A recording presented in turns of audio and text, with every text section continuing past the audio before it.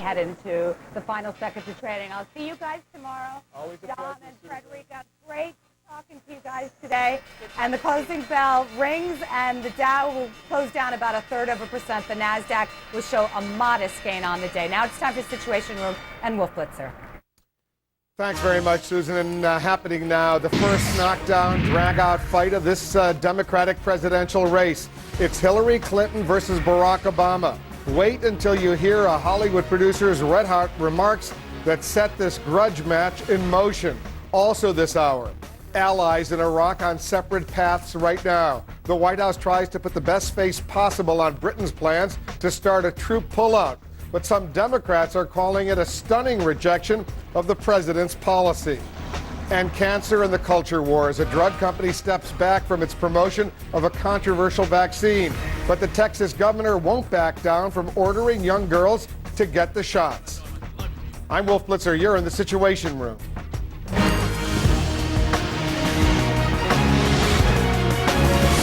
The presidential race is not only starting early, it's getting ugly early. The Hillary Clinton and Barack Obama camps are trading stinging barbs today. What triggered this sarcasm-dripped smackdown between the two Democratic frontrunners? The answer, the movie mogul David Geffen.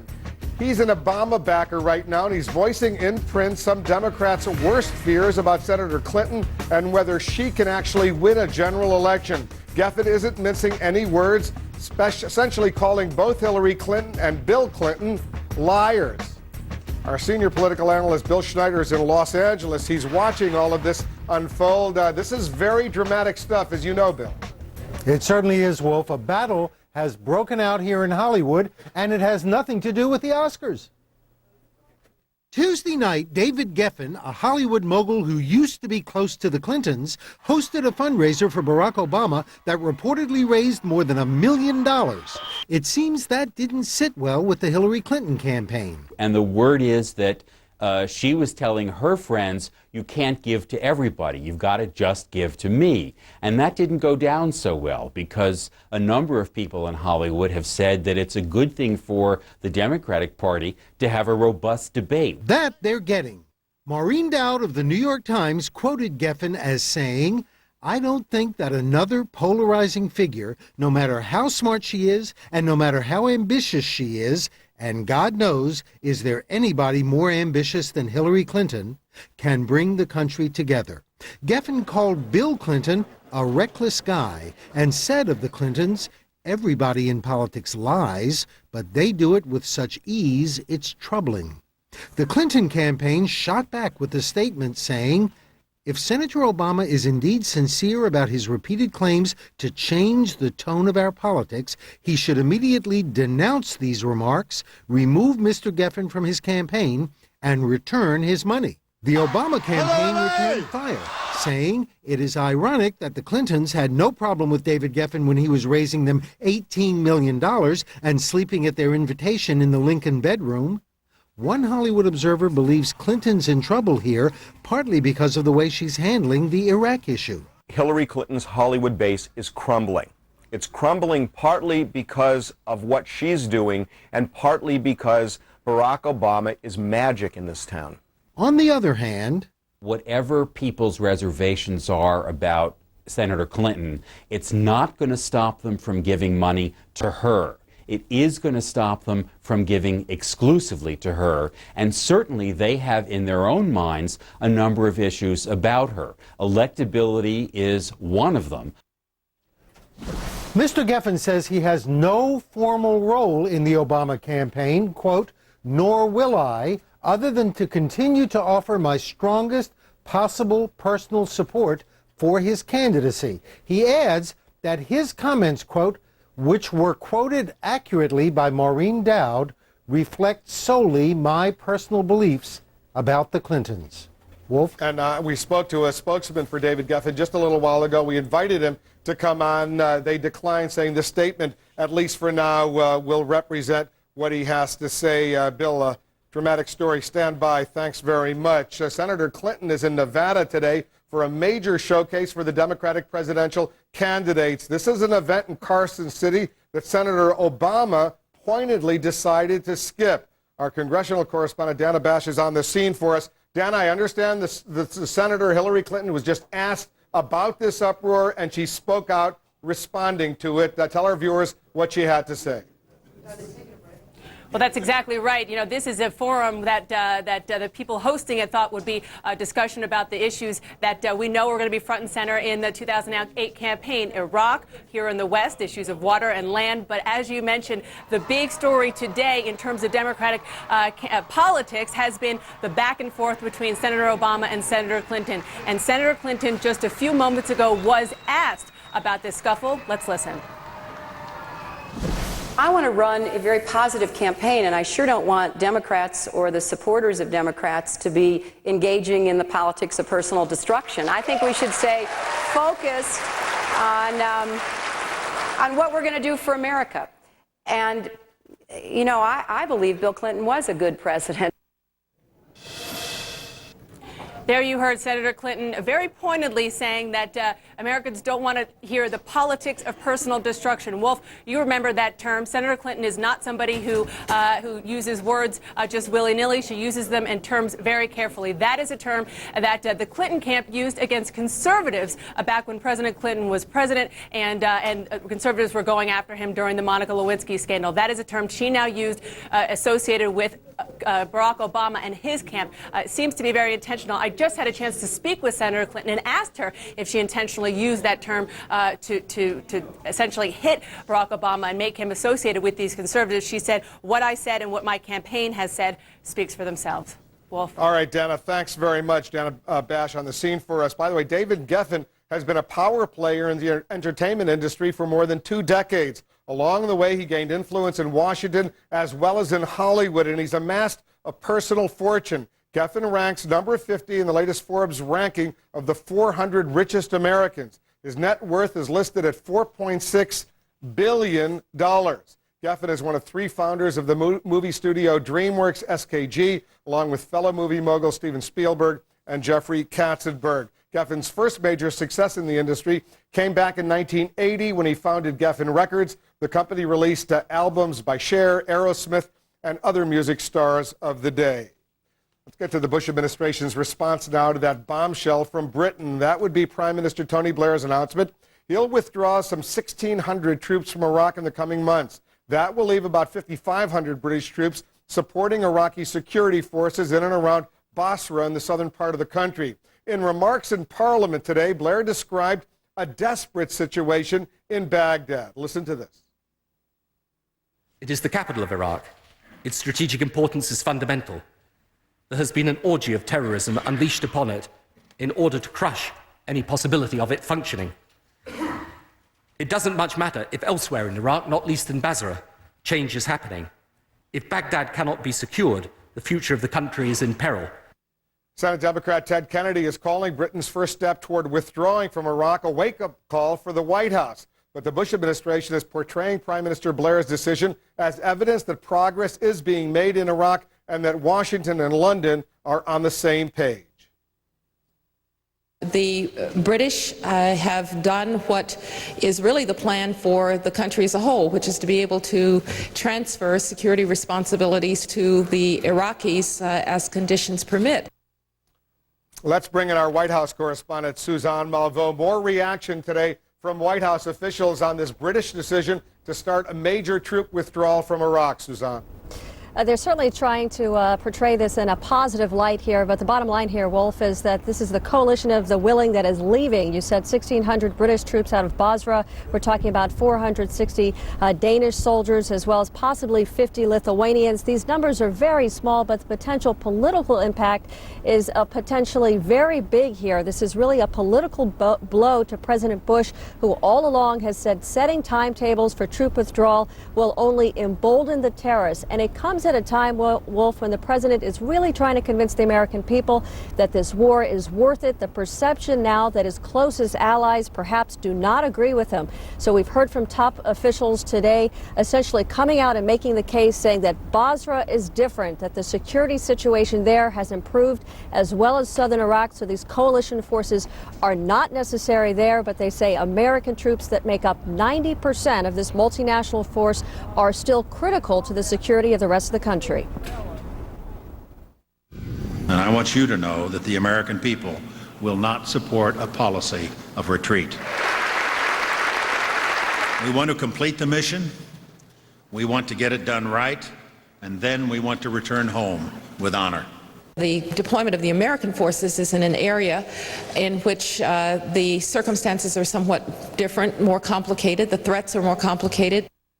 So, Wolf, what is she talking about here? She's talking about Al Anbar province. That is where it's an al-Qaeda stronghold, as well as Baghdad. As we know, sectarian violence really essentially taking over that city. And that is what the administration is trying to do today, to make that distinction, saying, look, there's still a lot of work that needs to be done in that capital city. Wolf, it's going to be a long time for U.S. troops to be there. All right, Suzanne, thanks very much. And just a little while ago, the Senate Majority Leader Harry Reid told our Dana Bash that he wished the British would have made this decision a while ago. Listen to what he said.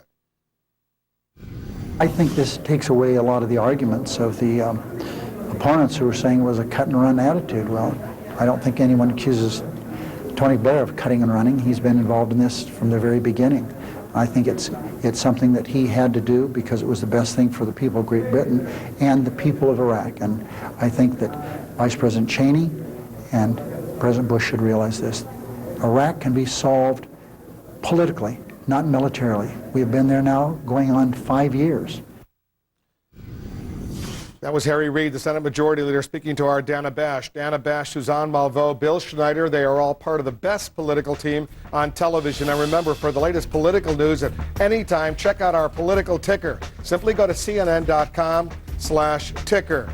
Jack Cafferty is off today, but coming up next, he was Vice President Cheney's chief of staff. Now Scooter Libby's fate rests in the hands of 12 men and women, a jury here in Washington. We'll go live to the courthouse for the latest in the CIA leak trial. Plus, he's a major supporter of the president on the war in Iraq. But how long is he willing to stick it out?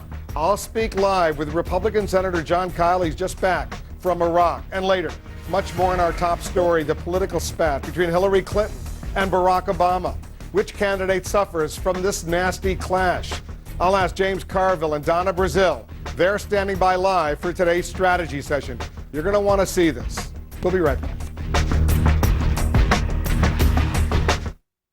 I lost my job and my health insurance. The first thought was, how am I going to get my medication I need? I was in a lot of trouble. If you're uninsured and struggling, America's pharmaceutical companies want to help. Call 1-888-4PPA now to see if you may qualify. PPA saves me $1,300 a month. We've been to nearly 1,000 cities in all 50 states, helping more than 3 million people in need. Without my wife and PPA, I don't know if I could have been here today. The Partnership for Prescription Assistance, on the road to helping you. I'm gonna miss you. Congratulations. Good luck, Gary. Bye-bye, thanks. Bye, Care Bear.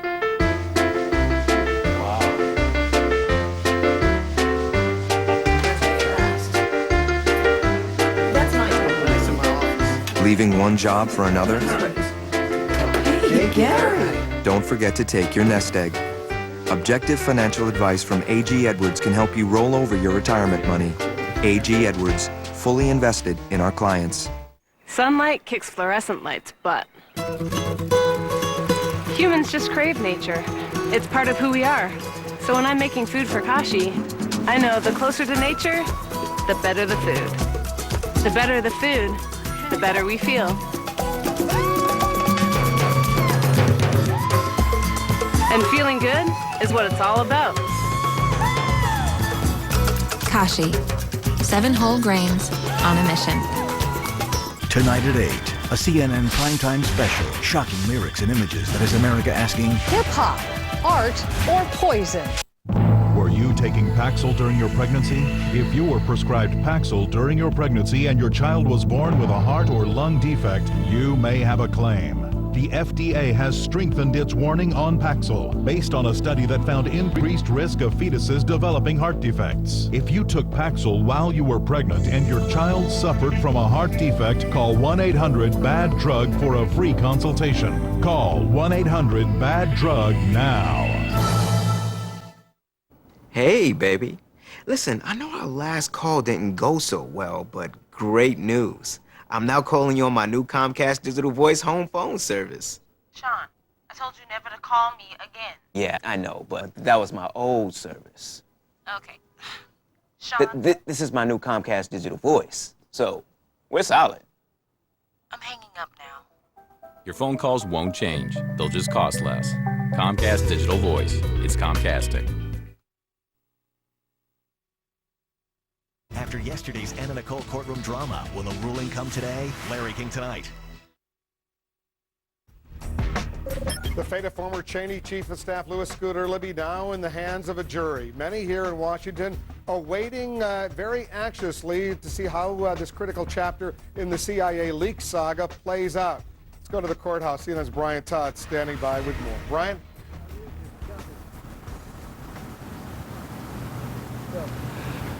Wolf, this case now in the hands of 12 people who have, for the most part, been very, very focused.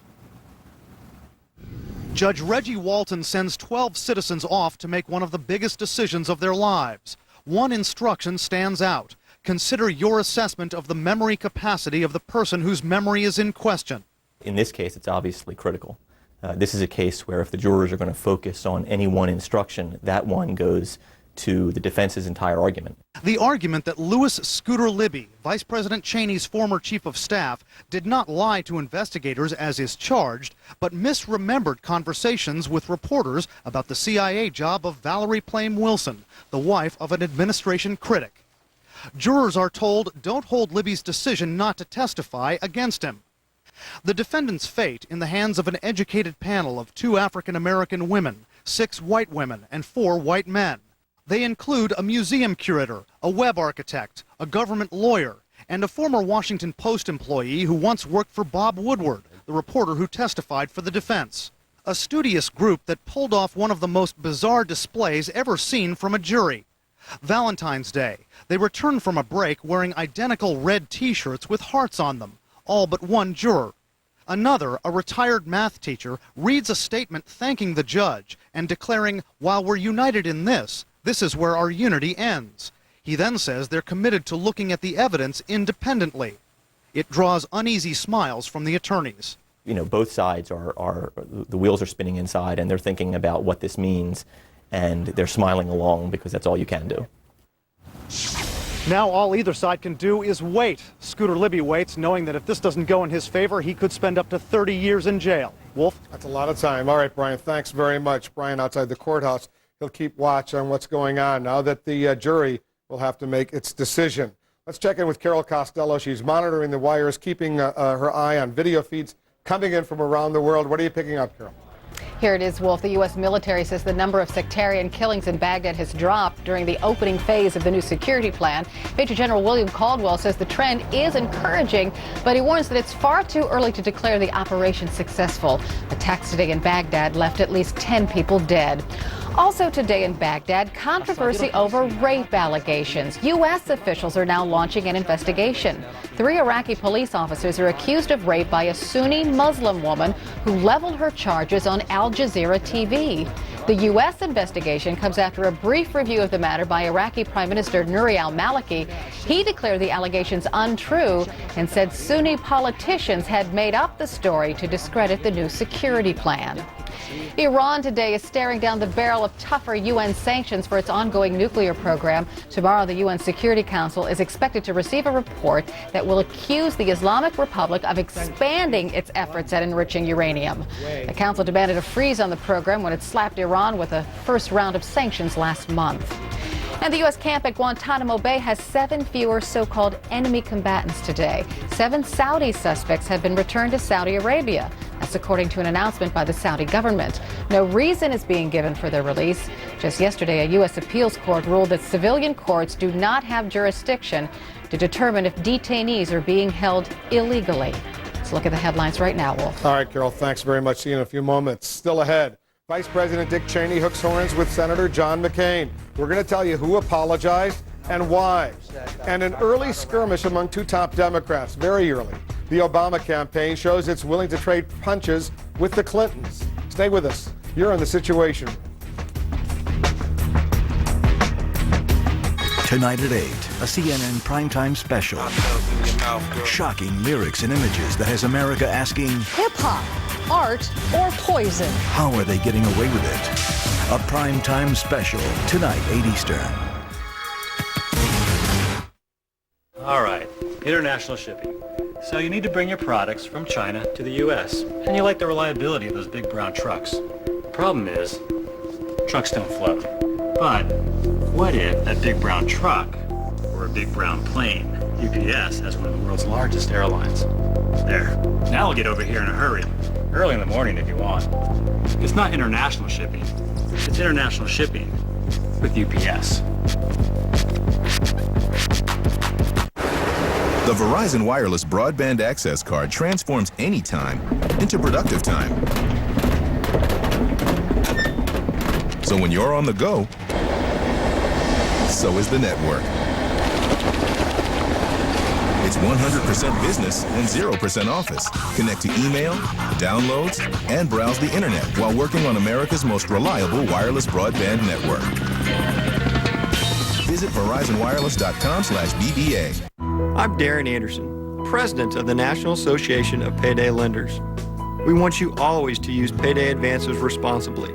Payday advances are never designed to be a long-term financial solution. It is one way to deal with unplanned short-term expenses. Please borrow only what you feel comfortable paying back when it's due. This seal is your assurance that you're dealing with a responsible lender. Always use payday advances responsibly. Smart Balance Buttery Spread cooks like butter, spreads like butter, and tastes like butter without the cholesterol and high saturated fat, with no hydrogenated oil and no trans fat naturally, not artificially as some spreads. Smart Balance has the right balance of fats to help improve cholesterol as part of the Smart Balance food plan, with award-winning taste endorsed by professional chefs. Smart Balance. You're going to love that buttery taste.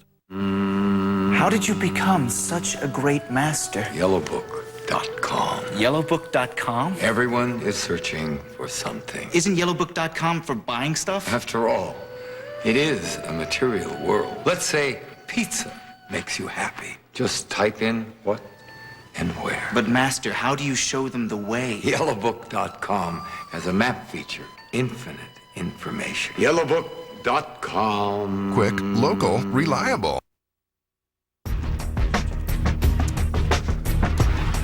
On our political radar this Wednesday, Vice President Cheney and GOP presidential hopeful John McCain at odds over Donald Rumsfeld. Cheney has called the former Pentagon chief the best defense secretary ever. The other day, McCain called Rumsfeld perhaps the worst defense secretary ever, or at least one of the worst. Cheney disputed McCain's remarks in an ABC News interview today, saying McCain is flat out wrong and he might want to apologize to Donald Rumsfeld. Here's an interesting breakdown of the recent House vote criticizing the president's plan for a troop buildup in Iraq. As you may remember, 17 House Republicans sided with the Democratic majority against President Bush. The Hill newspaper reports that 5 of those Republicans are publicly supporting John McCain for president. McCain, of course, is a leading advocate of the troop buildup.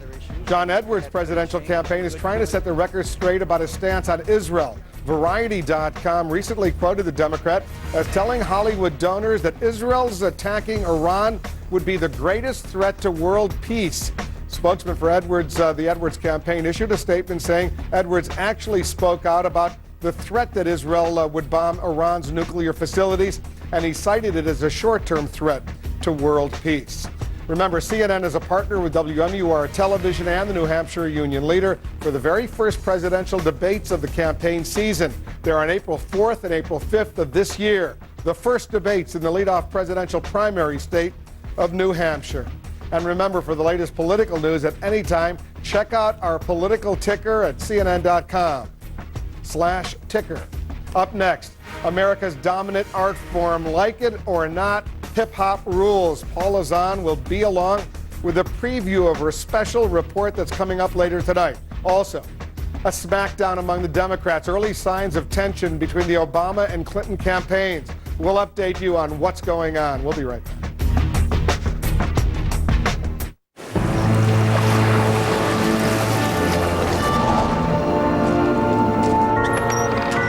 I'm so happy to see you. I'm looking for options, investment options, a range from someone with experience like you. My money is in it for the long term. You come to the wrong place. You want the Van Kampen Lighthouse. Look for the right lighthouse. Van Kampen Investments. Call your advisor for a prospectus. Please read it carefully and consider fund objectives, risks, charges, expenses, and other information before investing. Well, gold is more than just a color for Century 21. It's a standard. What I do, it's about service. So much of my job is about things you don't see, the research and negotiations, so that you don't walk into a home that you're not interested in. Because time is gold. So that when that sold sign goes up, you struck gold. That's what makes me an agent of change. Find your agent of change at century21.com. 8 weeks premature. Emily wasn't ready to breathe. She wasn't ready to eat. She wasn't ready for the world. Luckily, the world was ready for her. America's hospitals provide hope every day, but the administration's proposed cuts threaten vital services that protect us all. Tell Congress, stop cuts to hospital care.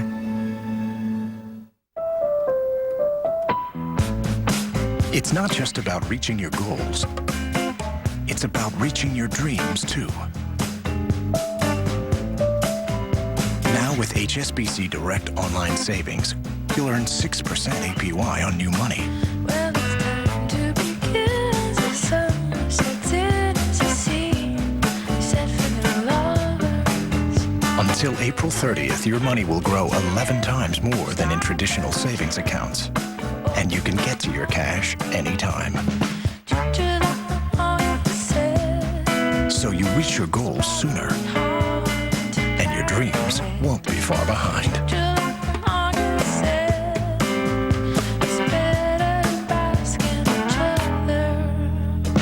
Go to hsbcdirect.com for details and set up your account now.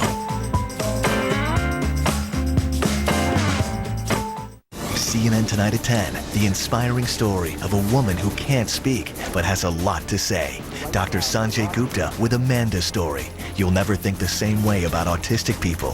Anderson Cooper 360, CNN Tonight, 10 Eastern. Happening now, a life and death debate. Should young girls be required to get a vaccine to prevent cervical cancer? There are new developments, new emotion in this politically charged controversy.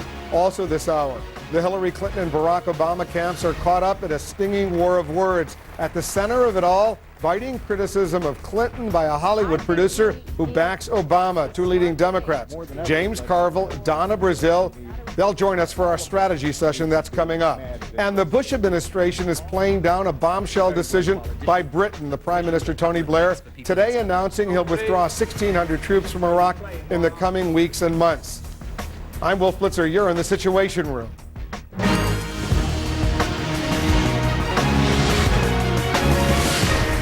Now to the culture wars and the debate over a new vaccine to prevent cervical cancer. The firm behind the vaccine is now pulling back on mandating the shot, but a governor ordering young girls to get the vaccine isn't backing down. Let's go to our Mary Snow. She's watching this story from New York. Mary?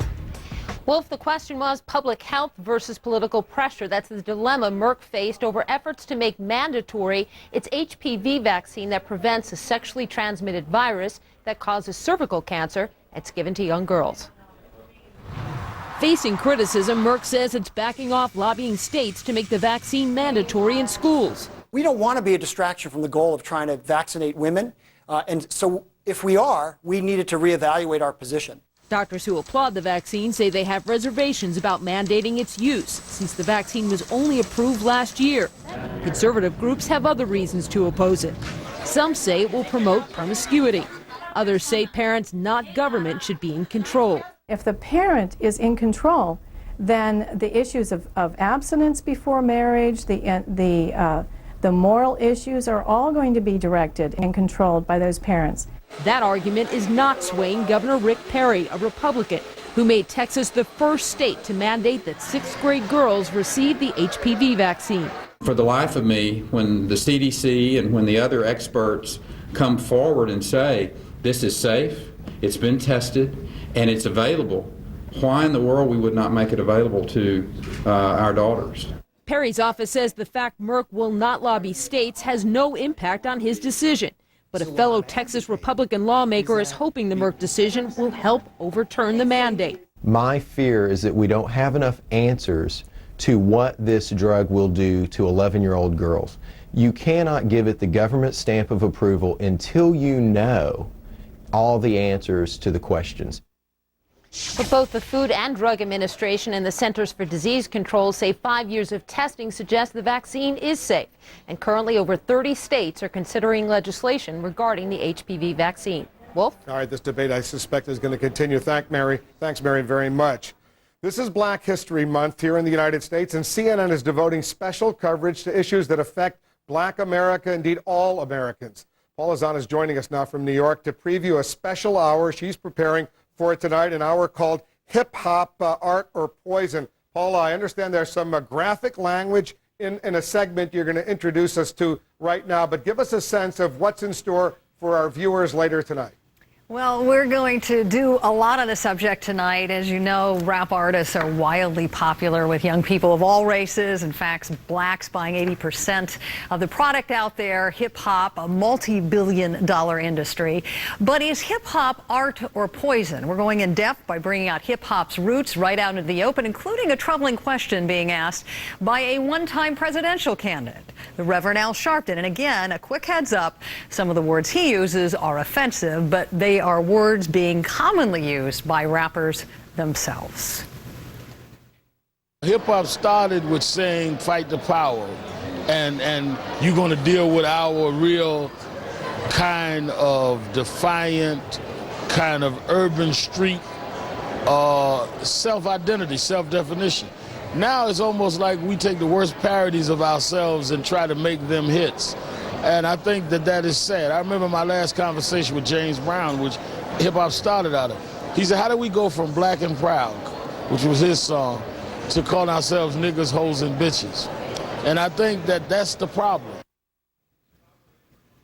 And that certainly is a view shared by a lot of people, Wolf. Yet on the other hand, in addition to folks who will say that hip-hop has completely lost its roots that Reverend Al was talking about, they are totally outraged about how these rappers portray women, how they portray gays, how there's a fear that in some cases this kind of music inspires violence. But you will also hear from people tonight who fiercely defend the genre, and they say, look, this is an accurate reflection of the way some of these folks live, and it is their truth.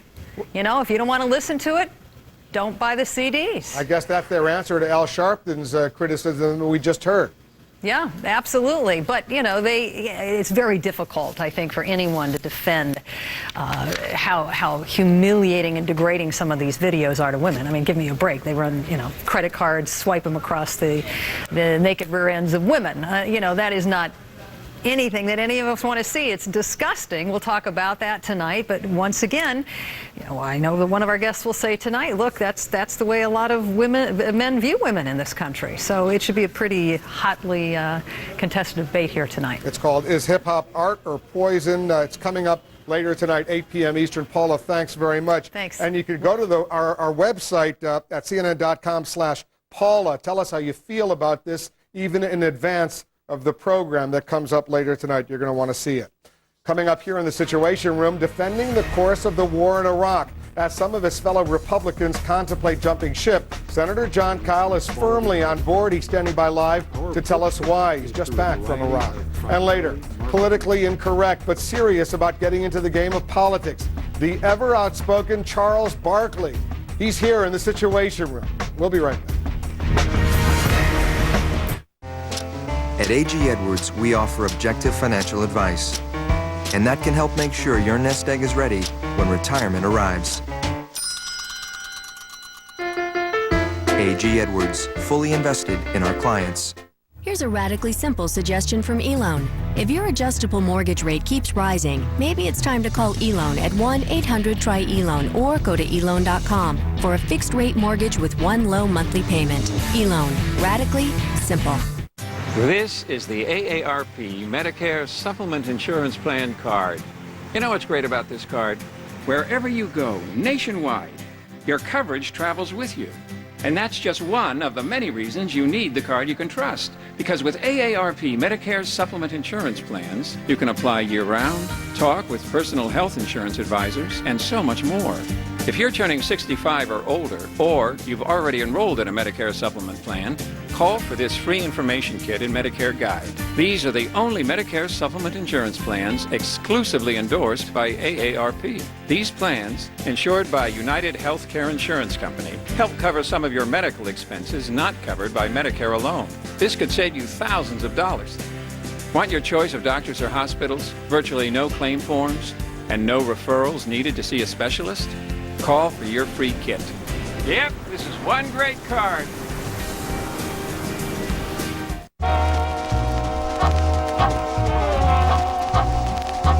Who makes your smartphone smarter? AT&T's Edge downloads files. Sprint mobile broadband downloads files 5 times faster. And in business, faster is always better. Get the smartphone that's right for you, like the Motorola Q, now just $99.99. Sprint. Power up. Everything all right? No, I lost my Sprint BlackBerry. It's got my contacts, my calendar, my email. It's got Just a joke.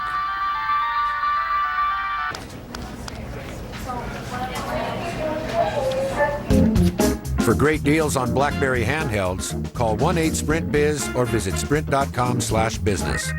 Sprint. Power up. Today, for the first time ever, 90% of seniors have comprehensive prescription drug coverage. Millions of older and disabled Americans with peace of mind, thanks to Medicare's new prescription benefit. That's why leading newspapers say rushing to change Medicare would be a mistake. USA Today tells Congress put on the brakes.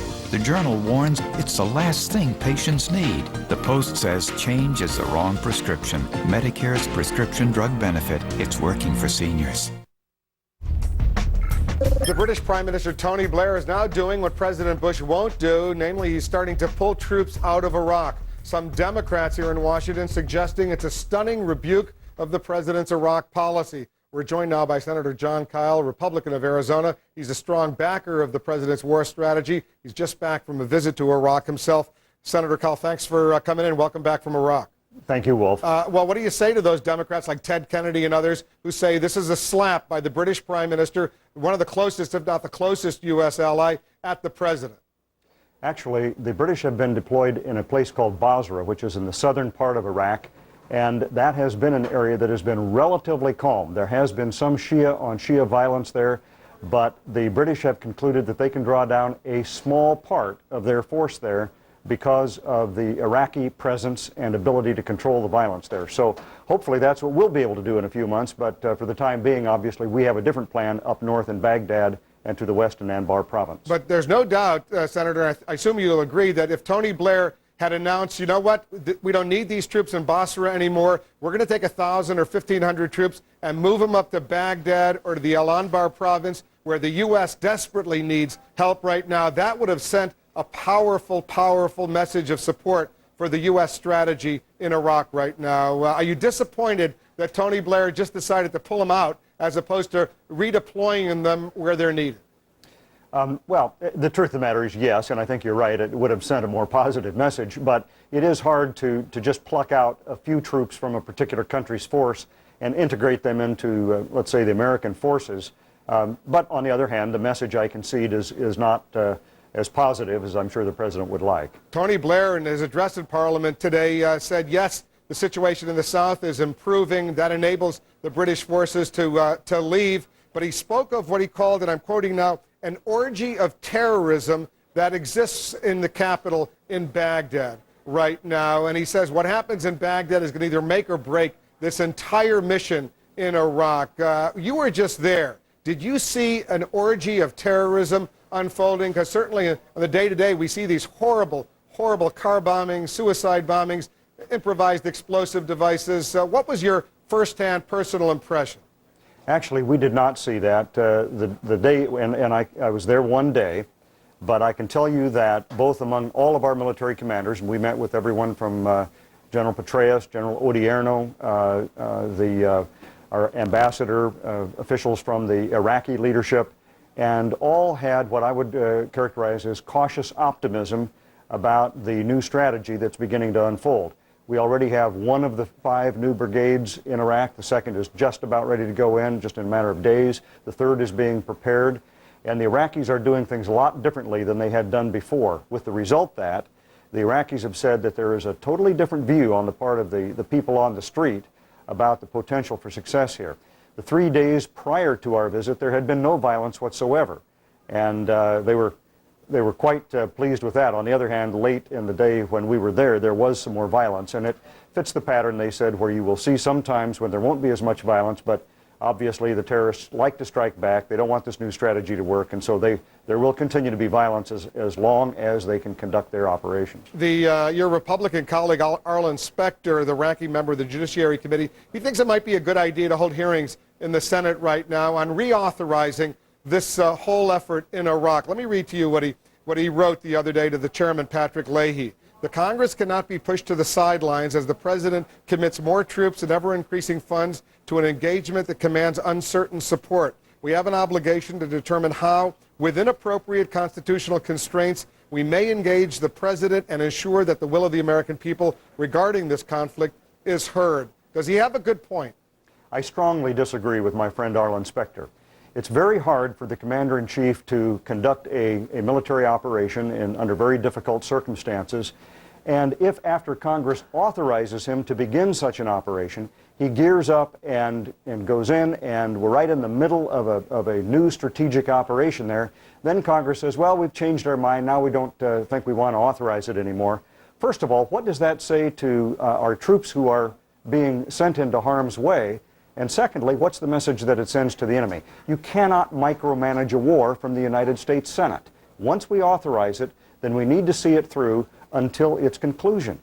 What if there's a new chapter in the Middle East, a war against Iran? Should the Senate authorize that before the U.S. were to take any military action? Well, you have the word any in there. Clearly, it's appropriate for us to take care of the Iranians who are in Iraq causing harm to our troops. I don't think anyone would dispute that. To go into Iran would, of course, be quite another matter.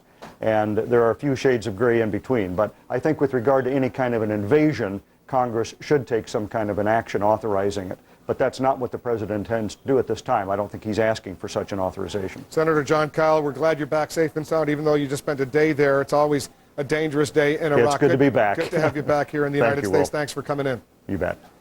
Carol Costello is monitoring the wires, keeping an eye on the video feeds coming into the Situation Room from around the world. Let's check back with her to see what's making news right now. Hi, Carol. Some news on the economy, Wolf. Inflation pressure stronger than expected last month. The Labor Department reports the Consumer Price Index gained 0.2% in July.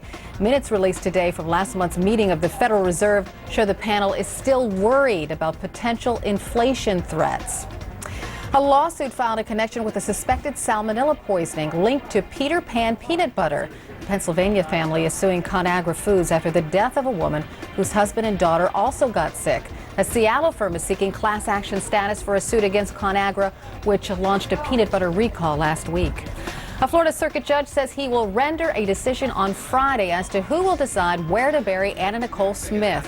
Smith's estranged mother testified today. She's struggling for possession of the body against Smith's attorney and companion, Howard K. Stern. In fact, he's on the stand right now. And a woman who was facing up to 5 years in prison for throwing a cup of ice, yes, throwing a cup of ice, she is getting probation instead. Jessica Hall of Virginia tossed the ice last summer. She tossed it at a car that cut her off in traffic. No one was hurt in this incident. She's been in jail since January 4th. Let's look at the headlines right now, Wolf. All right, Carol, thanks very much. Up next, the early Clinton-Obama skirmish. And now a Hollywood mogul with deep political pockets helped set it in motion. Also, the growing clout of Hollywood's executives and movie stars in the nation's political life. Stay with us. We'll be right back.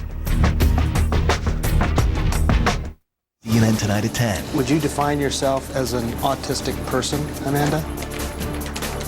It's the word for people whose grades look like my last I checked.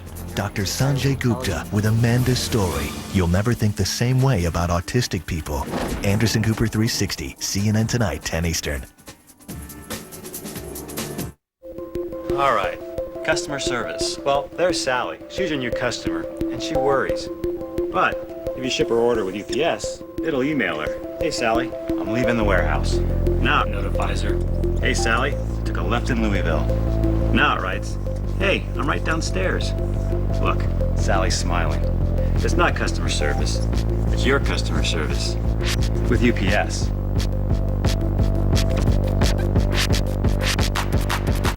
Why aren't middle-class wages going up? Why does it take 2 incomes just to get by? Lou Dobbs tonight, CNN 60. Were you taking Paxil during your pregnancy?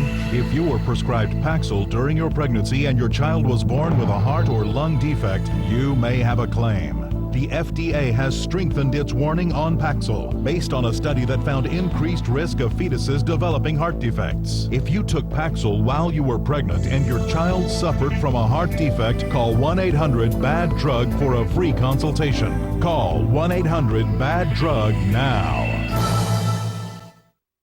It's the grand opening celebration at Recliner City in Tigard. Recliner City is where you'll find 10,000 square feet of reclining furniture, including chairs, sofas, love seats, and sectionals. And with hundreds of fabrics to choose from, you're sure to find the perfect recliner for your home. The selection is huge and the prices can't be beat. During the grand opening of Recliner City, we're easy to find in Tigard next to Cash and Carry. Just take exit 6 off Highway 217. Don't miss our grand opening celebration going on right now at Recliner City in Tigard. Can an odor-free cream stand up to your back pain? You bet if it's Aspercream. Aspercream is clinically proven to knock out the pain with the maximum strength formula that's odor-free. Arthritis pain stopped? You bet if it's Aspercream. Does back pain limit your motion? Get relief with Icy Hot Pro Therapy. Powered by Hot Packs. Up to 8 hours of muscle-relaxing, pain-relieving heat that goes where you go. Icy Hot Pro Therapy. Strong support plus powerful relief. As a Fisher Investments client, you'll always have the opportunity to understand where your investments are, what they're doing, and more importantly, the reasons why. The way we see it, the more you know, the more you'll rest assured, and the quicker you can get back to what matters most, your life.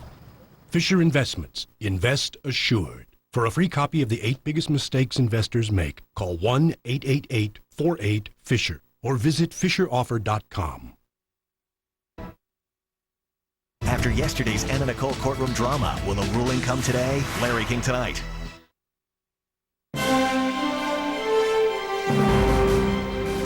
And this just coming into CNN, the former Senate Democratic leader Tom Daschle is now endorsing Senator Barack Obama for president. Daschle at one point considered running for the White House himself, but he's now putting his weight behind Senator Obama. Back in December, Daschle told the AP that Obama, and I'm quoting now, is one of those rare individuals who has almost unlimited potential. Tom Daschle endorsing Barack Obama. Out of the blue, it seems the presidential campaigns of Barack Obama and Hillary Clinton suddenly come to blows. Obama's camp proves that it's willing to throw a punch despite the candidate's pledge to inject more civility into politics. Joining us now in our strategy session, 2 Democrats, Democratic strategist and CNN contributor Donna Brazile and Democratic strategist James Carville. He's also a CNN contributor. We wanted 2 Democrats to discuss this Democratic feud that's underway right now. Maureen Dowd wrote a column this morning that everybody is reading in the New York Times.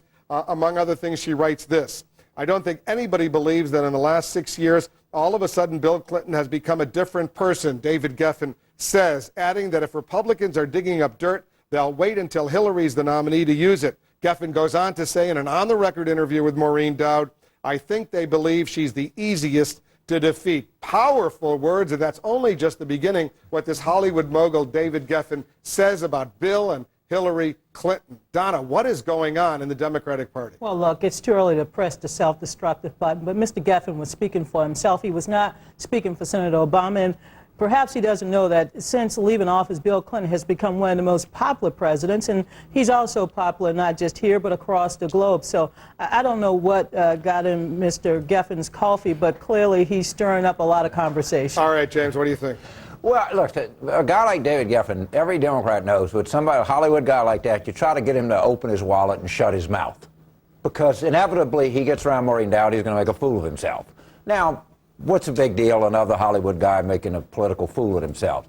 The deal is that he runs amok and he starts this thing, and Obama's trying to take ostensibly saying, I'm going to take the high road, and we're not going to get into this, and then they start this back and forth. Geffen is a guy that, as much as he knows about politics, he knows that little about Hollywood. He knows that little about politics, and he would have done well to host a fundraiser. It was $1.3 million.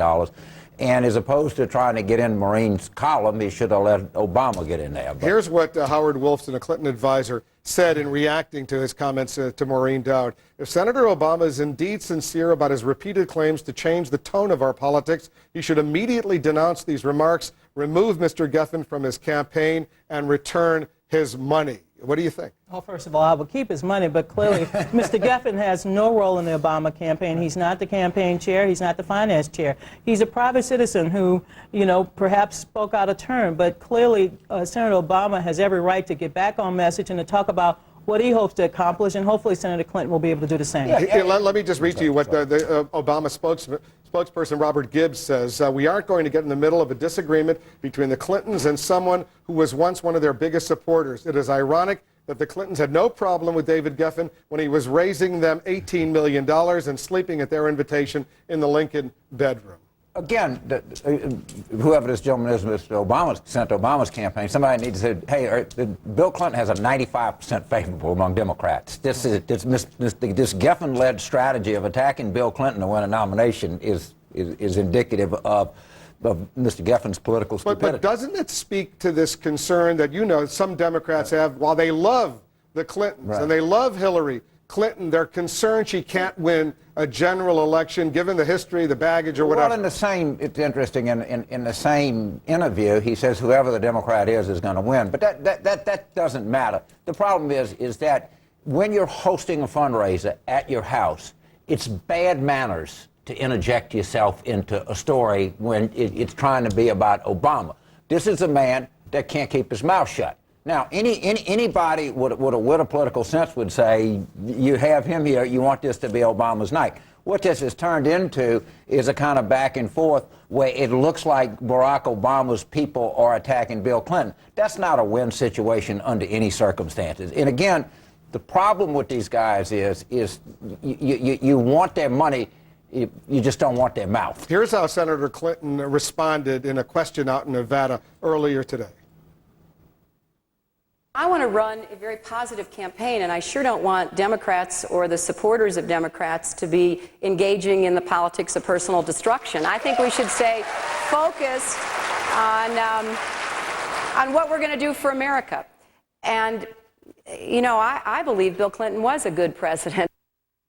I was struck, though, how quickly the Clinton campaign, Howard Wolfson and others, responded to this David Geffen interview with Maureen Dowd. I suppose they could have just said, you know what, forget about it and move on. But they came out very tough, and they made a challenge to Obama's campaign. Distance yourself from this guy, return the money. They didn't waste any time in upping the ante, if you will. If you recall last week when Senator Ford down in South Carolina made disparaging remarks about Senator Obama, the Clinton campaign was quick to distance himself from Senator Ford's remarks. I think Senator Clinton's campaign made the right decision to get on top of this and to completely say, hey, let's elevate this conversation. Let's not get into personal mudslinging. We have too many issues at stake in this election. Let's talk about the future. Yeah, well, if you get an opportunity, you take the opportunity. And if they wouldn't have responded, then somebody would come on and question it. But this is at most a day and a half story, we should remember. But it probably, I think the Obama people are going to rethink their attack Bill Clinton strategy. Here's what David Geffen, James, said about you in the column. Obama is inspirational, and he's not from the Bush royal family or the Clinton royal family. Americans are dying every day in Iraq, and I'm tired of hearing James Carville on television. Well, let me take this, because I've known James for a long time. He is a good Democrat. He's a fighter for the party. He stands up for working people, and I'm proud that James Carville is on television. Yeah, that sentence is truly remarkable. My wife, people would say, as annoying as I may be, how are you equating me with people like dying in a war? I mean, it goes to, again, it just goes to show you that this guy lives in some world that is, how do you go tell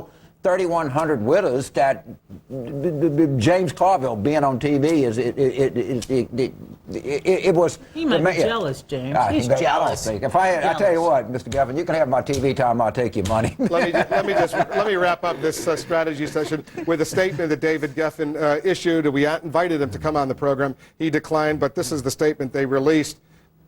Despite reports to the contrary, I am not the campaign finance chair and have no formal role in the Obama campaign, nor will I, other than to continue to offer my strongest possible personal support for his candidacy. My comments, which were quoted accurately by Maureen Dowd, reflect solely my personal beliefs regarding the Clintons. Thank you. Well, first of all, David Geffen, to his credit, has been a strong asset to the Democratic Party, and he's raised so many dollars for important causes like AIDS. So I don't want to in any way say anything negative about Mr. Geffen, but clearly Senator Obama needs to elevate this conversation and get back on the issue. But I think you'll agree, and we're out of time, the Republicans are looking at this feud between Obama and Clinton, and they're saying, this is great. Don't host a $1.3 million fundraiser at your house and give Maureen Dowd an interview if you don't want to get caught up in this thing. That's ridiculous, and he should have had better sense than that. Republicans are not just looking. John, that was Joe Biden and Chris Dodd also looking.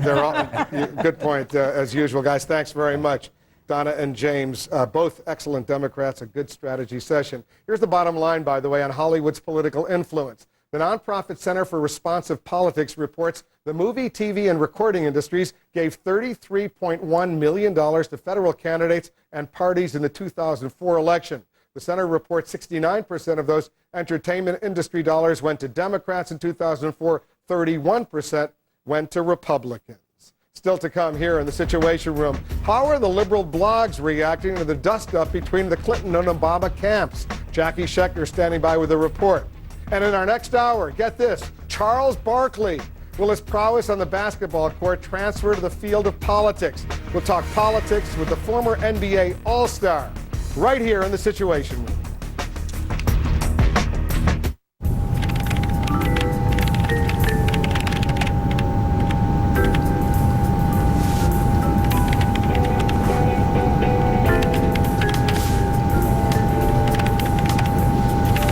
Keep wandering eyes off your laptop. Reassuring, removable 3M privacy filters. Now you see it, now they don't. Find yours at 3mprivacyfilter.com. My girlfriend and I were talking about osteoporosis, and she told me she has to set aside time one morning every week to take her osteoporosis pill. I said, I take once monthly Boniva. It fits my routine. And she said, that I can do. Boniva helps build strong, healthy bones to prevent fractures with just one pill a month. With all I do for bone health, Boniva fits right in. Unlike weekly treatments, I only need Boniva once a month. No wonder 2 out of 3 women preferred the dosing of Boniva over a weekly treatment. You should not take Boniva if you have low blood calcium, severe kidney disease, or cannot sit or stand for at least 60 minutes. Follow dosing instructions carefully. Stop taking Boniva and tell your doctor if you experience difficult or painful swallowing, chest pain, or severe or continuing heartburn, as these may be signs of serious upper digestive problems. Ask your doctor if Boniva is right for you. My girlfriend is so glad she did. Once monthly Boniva. Ask your doctor for a free trial offer or call 1-800-4-BONIVA. What's on the minds of independent investors? Let's ask.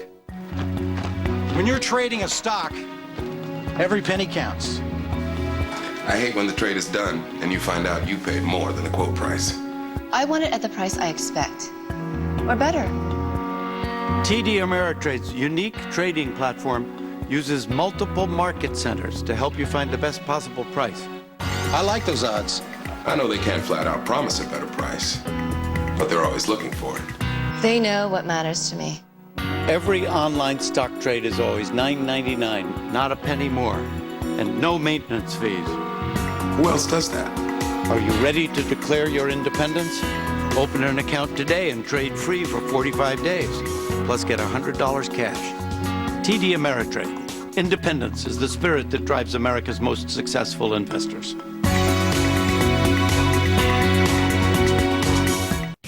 This week, Soledad O'Brien and Miles O'Brien uncover the new Black Power. In politics, in pop culture, in your neighborhood. A special investigation all this week, American Morning 6 Eastern. Closed captioning provided by Head On. Head On applied directly to the forehead. Head On applied directly to Head On applied directly to the forehead. Head On apply Head On, I hate your commercial, but I love your product. Head On is available without a prescription. The first major political spat of the 2008 presidential campaign is also playing out online. Liberal bloggers are picking apart the harsh words flying back and forth between the two Democratic frontrunners, Hillary Clinton and Barack Obama. Here with some analysis, our internet reporter, Jackie Schechter. Jackie? Well, Wolf, with all that the 08 Democratic hopefuls are doing to reach out to the online community and garner support from the liberal bloggers, some would be wise to pay attention to what they're saying today about the back and forth between Obama and Clinton.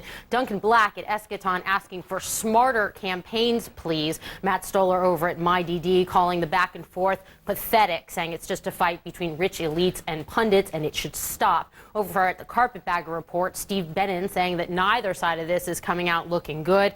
And Kevin Drum at the Washington Monthly's Political Animal says with all this mudslinging early, it's going to be hard to kiss and make up come convention time. Wolf. All right, Jackie, thanks very much. And to our viewers, you're in the Situation Room happening now.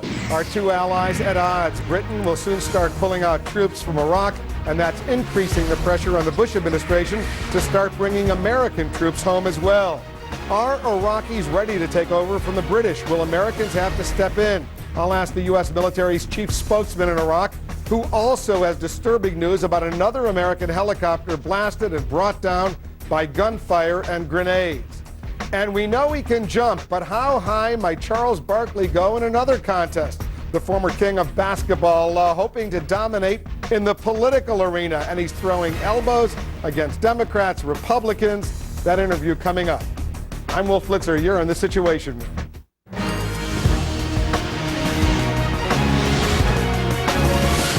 In Iraq, is the coalition of the willing wilting? As the Bush administration beefs up its troop presence in Iraq today, Britain announced it's pulling back.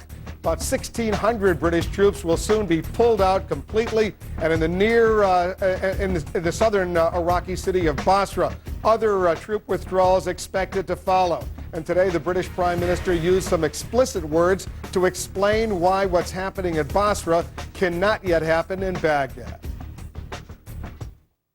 It is the capital of Iraq. Its strategic importance is fundamental. There has been an orgy of terrorism unleashed upon it in order to crush any possibility of it functioning. It doesn't much matter if elsewhere in Iraq, not least in Basra, change is happening. If Baghdad cannot be secured, the future of the country is in peril. Meanwhile, there are fears that if violence flares up when British troops leave the southern part of the country, American troops might have to pick up the slack. Our Suzanne Malveaux is over at the White House, but let's begin our coverage this hour with CNN's Robin Oakley in London. Robin? Wolf, for Tony Blair, the aftermath of the Iraq War has been a nightmare, but at last he was able to come to British parliamentarians today and announce reductions in the British forces in Iraq, from 7,100 down to 5,500. Mr. Blair also spelled out how the role of British troops remaining in Iraq would change. The British forces that remain in Iraq will have the following tasks: training and support to Iraqi forces, securing the Iraq-Iran border, securing supply routes, and above all, the ability to conduct operations against extremist groups and be there in support of the Iraqi army when called upon. Mr. Blair insisted there'd be no reduction in the combat capacity of British troops remaining in Iraq, and he said that they would remain in Iraq in 2008 as militarily necessary. Mr. Blair, as a Prime Minister keen to focus on other aspects of his political legacy, like Northern Ireland and the Middle East peace process, clearly feels he's taken a symbolic step forward with the announcement of British troop reductions. But other politicians are suspicious that his move owes as much to forthcoming rounds of elections in Britain as it does to the strategic situation on the ground in Iraq. Wolf. Robin Oakley in London for us. Britain and the Bush administration are touting this move as a success story, but others suggest it's a setback, a serious setback. Let's go to our White House correspondent, Suzanne Malveaux. She has more. Suzanne? Well, Wolf, there's some people here who see this as the Brits' version of Baker Hamilton, the Iraq study group plan that really allows security to consolidate those bases as well as draw down some of the troops. In other words, a big success here, but it is far from certain, Wolf, whether or not the American people are going to see it that way. The coalition of the willing is leaving. 1,500 British troops pulling out of Basra, all 460 Danish soldiers leaving too, and maybe 50 Lithuanians. The numbers are small, but the potential impact is big. It's not good news for the American forces there that are going to have to pick up the load or turn it over to Iraqi forces. On the political side, it's a blow to President Bush, who has repeatedly said setting timetables for withdrawing troops would only embolden the terrorists. While Mr. Bush is trying to convince the American people the war is worth it, the perception is his closest allies have concluded otherwise. Britain is starting to go its own way now and will leave President Bush more isolated. It will increase the pressure on President Bush here in the United States. Top administration officials are trying to soften the political blow by making the case that the security situation in Basra and other parts of southern Iraq has improved so much these coalition forces are no longer needed. But American troops, who make up 90% of the multinational force, are still necessary to bring security to the rest of the country. I want you to know that the American people will not support a policy of retreat. Now the Bush administration is under even more pressure to answer the question, when will our own troops be coming home? It's a question they still can't answer. The deployment of the American forces is in an area in which the circumstances are somewhat different, more complicated. And Bush administration officials are very much aware of the political realities that British Prime Minister Tony Blair faces, that it's an unpopular war, that the Prime Minister also unpopular as well. And Wolf, that is something that officials say President Bush has accepted as judgments regarding himself. Wolf? Suzanne, thank you. And as Prime Minister Blair noted today, Britain had over 40,000 troops in Iraq when the war began back in 2003. Some 2 years later, that number was dramatically reduced, leaving about 9,000 British troops in Iraq in 2005. And again, there are currently about 7,100 British troops in Iraq. Meanwhile, 132 British troops have died in Iraq since the war began, with 29 of them dying last year alone. They were wounded when they fought for their country, but you might not believe where some Iraq and Afghanistan war veterans are being sent to heal right now. There are new developments regarding those truly alarming conditions at what's supposed to be the Army's top medical facility. Our senior Pentagon correspondent Jamie McIntyre has more. Jamie? Wolf, the Pentagon's response to those embarrassing revelations about conditions at Walter Reed outpatient facilities is being met with a strategy of admitting the failure, promising a quick fix, and the top commander is taking responsibility. I know this is... The two-star general in charge tells CNN if anyone is looking for someone to blame for the substandard housing at Walter Reed, they can blame him. Yeah, I accept full responsibility for that, Jamie, and that we are aware of those issues now. Major General George Waitman began his morning with a town hall meeting with staff and parents to explain what's being done to improve outpatient facilities, such as the now notorious Building 18, which is plagued by mold, mice, leaks, and peeling paint. Then the general sat down with CNN. General Cody, the Army Secretary Francis Harvey, said they didn't know about this. It's right outside the gate. How could that be? They did not know about the building or the condition of the building. Condition of the building. Yeah. And you live right across from that building. Right. And you were unaware of it? Yes, I was unaware because I had not seen evidence of that through either surveys that we had made with the chain of command or talking with the soldiers that were there. If Francis Harvey says this is a leadership problem, and you're the top commander here, how much of this responsibility falls on you? Jamie, 100% of it falls on me. I'm responsible for everything that does happen or does not happen here at Walter Reed. And it was obviously a failure on my part to reach down and touch those soldiers and find out directly from them. Do you understand the outrage that people felt when they began to hear about what was going on in some of these buildings? Oh, I absolutely do. And I felt that same outrage because we take our care for wounded warriors very seriously here. The Army is putting some more senior commanders in charge of some of those facilities, but they also say this is not a money problem. It's a failure of leadership up and down the chain of command to make the quality of life of wounded soldiers the top priority it should be. Wolf? All right, Jamie, thanks. Good report. Let's hope there's some changes there and changes quickly. Jack Cafferty is off today. Up ahead, a basketball legend exploring the world of politics. I think a lot of politicians are corrupt. And it's about time we put some people in there who are going to look out for the majority of the people instead of the rich people. I'll ask the former NBA All-Star Charles Barkley about his own political ambitions. You're going to want to see this interview. Also, an exclusive interview with the Secretary of State Condoleezza Rice. She speaks candidly to our own Zain Verji about talks with Iran and whether the U.S. is weighing military action.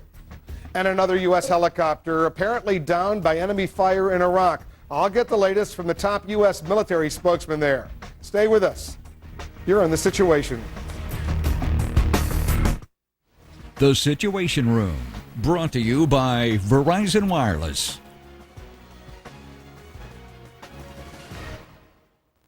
The Verizon Wireless Broadband Access Card transforms any time into productive time. So when you're on the go, so is the network. It's 100% business and 0% office. Connect to email, downloads, and browse the internet while working on America's most reliable wireless broadband network. Visit VerizonWireless.com/BBA. I'm gonna miss you. Congratulations. Good luck, Gary. Bye-bye, thanks. Bye, Care Bear.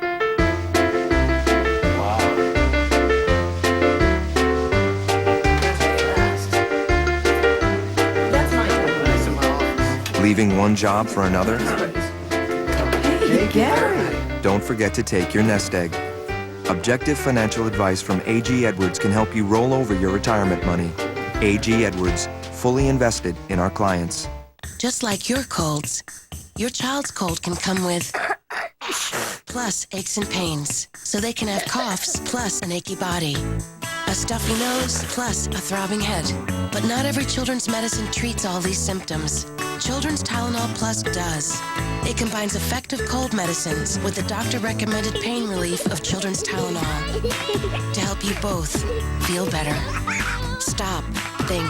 Children's Tylenol Plus multi-symptom cold. This Friday, be amazed by the film critics are raving about. Triumphant, the first must-see film of the year. 4 stars, and Jeffrey Lyons calls it a sweeping epic. You will not drown out the voice of the people! Experience Amazing Grace in theaters everywhere February 23rd. Rated PG.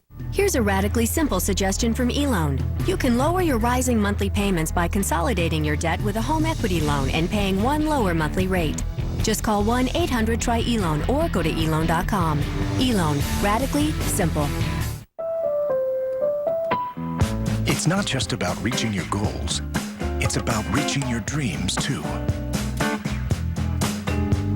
Now with HSBC Direct Online Savings, you'll earn 6% APY on new money until April 30th.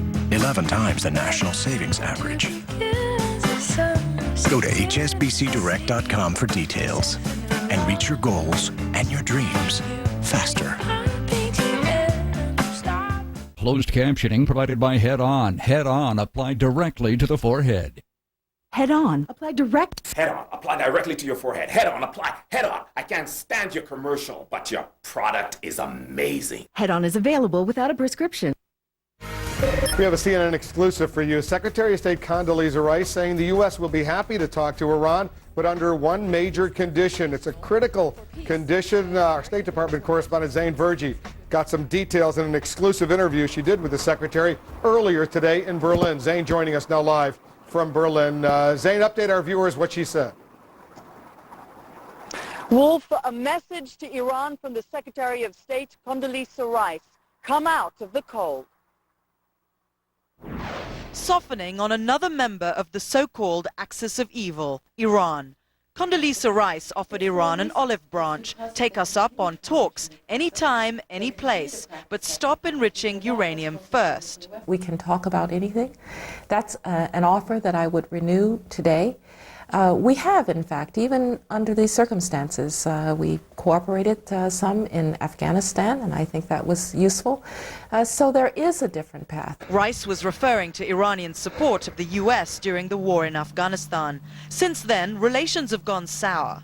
U.S. warships nearby in the Gulf. The U.S. is going after Iranian agents in Iraq and is now beefing up missile defense shields in Europe in case of Iranian attacks. Is there a danger that in this kind of atmosphere, and lack of direct communication, that there could be missteps on either side that could trigger an accidental war. Let me just say here, publicly, the United States has no desire for confrontation with Iran. None. This week's UN deadline for Iran to quit enriching uranium could ratchet up the war of words and lead to more sanctions. But Iran's president defiantly insists Iran's nuclear program is going ahead full steam. Rice appeared to be signaling to Iran's leaders, impatient with Mahmoud Ahmadinejad, that she hears them. The option that we have is to continue to try to convince those who are reasonable in Iran that the course that they're on is destructive. But Wolf, if Iran proceeds with its nuclear program, Secretary Rice says the international community will continue to play hardball. Wolf? All right, Zane Verjee, thanks very much. Zane Verjee on the scene for us in Berlin with the Secretary of State.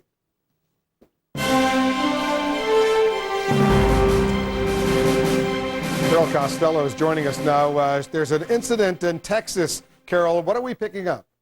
Well, a military chopper has crashed on a golf course in Mansfield, Texas. It's at the Walnut Creek Country Club. Apparently some high school students were golfing nearby and witnessed this thing come down. We understand the two pilots got off safely, but there's a red tarp. There's some sort of tarp covering part of the chopper, so we can't tell exactly what kind of military chopper that was. Of course, when we get new information, we'll pass it along. I'm going to keep following this, Wolf. Thank you, Carol, very much. The United States Navy is looking for new ways to appeal to younger, tech-savvy generation that they're hoping the YouTube.com generation can actually lend them a hand, as it's being called. The Navy says some clever homemade web videos could help them make their pitch to potential sailors out there. Abby Tatton watching the story. Abby? Wolf, the Navy now on YouTube has some official videos, but you'll find some unofficial ones there also. This is a homemade video by the Sun Kings, a Navy squadron based in California, taped on a recent deployment. It shows some of them working, flying, dancing along to Outkast's Hey Ya, and this is not their only contribution to the site. They have a version of the Black Eyed Peas Pump It also, which is even more popular than this one. Between the two of them, they've got approaching 1 million viewers. One of them, Vice Admiral Mark Edwards, who pointed this, the other video out at a recent conference as an example of how tech-savvy their younger personnel can be. But it's not just those personnel who are contributing to the site. The Navy has its own official page now on YouTube with their own official videos, hoping to reach out to potential recruits. But they're recognizing the power of these user-generated ones as well, putting a link on their site to these, a spokesman saying that they provide a behind-the-scenes peek and they're happy to take advantage of them. Wolf? Thank you for that, Abby. We'll get back to you shortly as well. Coming up, we'll have more on the controversial British troop drawdown in Iraq. We're going to take you to Basra, the base of UK forces, for a reality check of the situation on the ground. Plus, Hollywood, the front line in a growing battle between the presidential campaigns of Hillary Clinton and Barack Obama. We'll have details of this increasingly sharp war of words. Stay with us. You're on The Situation. At 8, a CNN primetime special. Shocking lyrics and images that has America asking, hip-hop, art, or poison? how are they getting away with it? A primetime special, tonight, 8 Eastern. We asked people why they use Colace capsules. My doctor recommended it. My doctor told me. My son told me. Your son? Yes, my son, the doctor. Stimulant-free Colace capsules, the #1 stool softener brand recommended by doctors. It's time to play Take on Orbitz. This week's winner is you. Book with select hotels on Orbitz and get rewards now, like spa credits, discounts, and more. Why save points for later? Get rewards now. Oh, that makes Winky happy. Yeah, with Vonage, I've had 100% reliability. It's been there when I needed it. I've never had a clearer phone. The clearness of the line is phenomenal. The voice quality with Vonage, it's been stellar, actually. The call quality is great. Nobody asks, hey, are you on VoIP? You know, nobody knows. It's just $24.99 a month for unlimited local and long distance. Call now and get 1 month free, including free calls to the U.S., Canada, Puerto Rico, and Europe. Call 1-888-402-4VON. CNN Tonight at 10, Dr. Sanjay Gupta with Amanda's story. You'll never think the same way about autistic people. Anderson Cooper 3. Why don't kidnapped children run? This man says he knows because he lived it. Plus, talk show host Bill O'Reilly's crusade to keep pedophiles behind bars. This is so important. Next, Oprah. Today at 4 on News Channel 8. I knew where the line was. Tonight, he was lured by a sex offender online. He was a teacher. Every parent should hear his story. That silence needed to be broken. Predators online. Not everybody gets to run away. Tonight at 5 on News Channel 8. Across America, Comcast helps the communities where our employees live and work. Each year, we award more than 1,000 scholarships to help worthy students follow their dreams. We provide $1 million to local reading programs, and over 30,000 volunteers participate in Comcast Cares Day each year. In these and many other ways, Comcast helps our communities far and wide, knowing that this makes our world a better place. Comcast, your neighborhood is our neighborhood. Call now. After yesterday's Anna Nicole courtroom drama, will a ruling come today? Larry King tonight. I'm Darren Anderson, president of the National Association of Payday Lenders. We want you always to use payday advances responsibly. Payday advances are never designed to be a long-term financial solution. It is one way to deal with unplanned short-term expenses. Please borrow only what you feel comfortable paying back when it's due. This seal is your assurance that you're dealing with a responsible lender. Always use payday advances responsibly. Check back with Carol Costello for a closer look at some other important stories making news right now. Carol?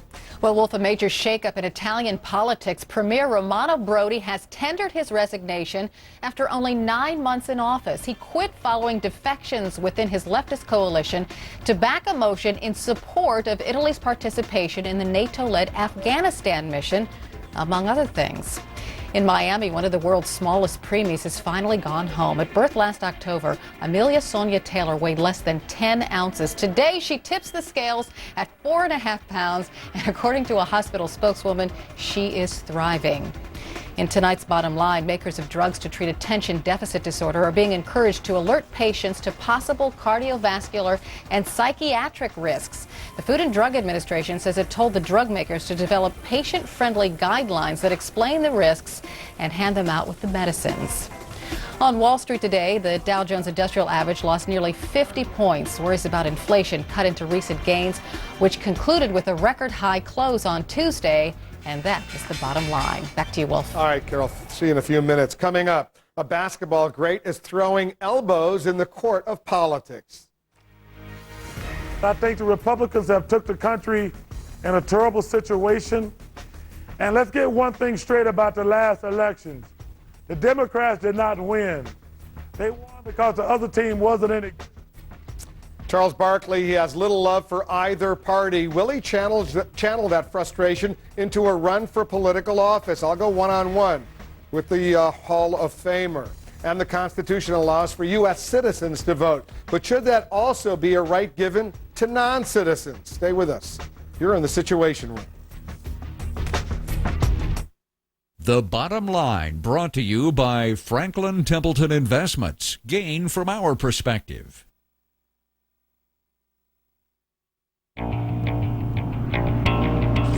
You see a troubled steel business.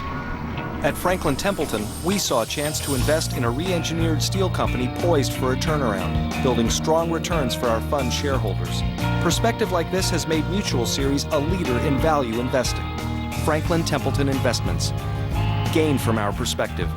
Ask your advisor for a prospectus with investment goals, risks, fees, expenses, and other information to read and consider carefully before investing.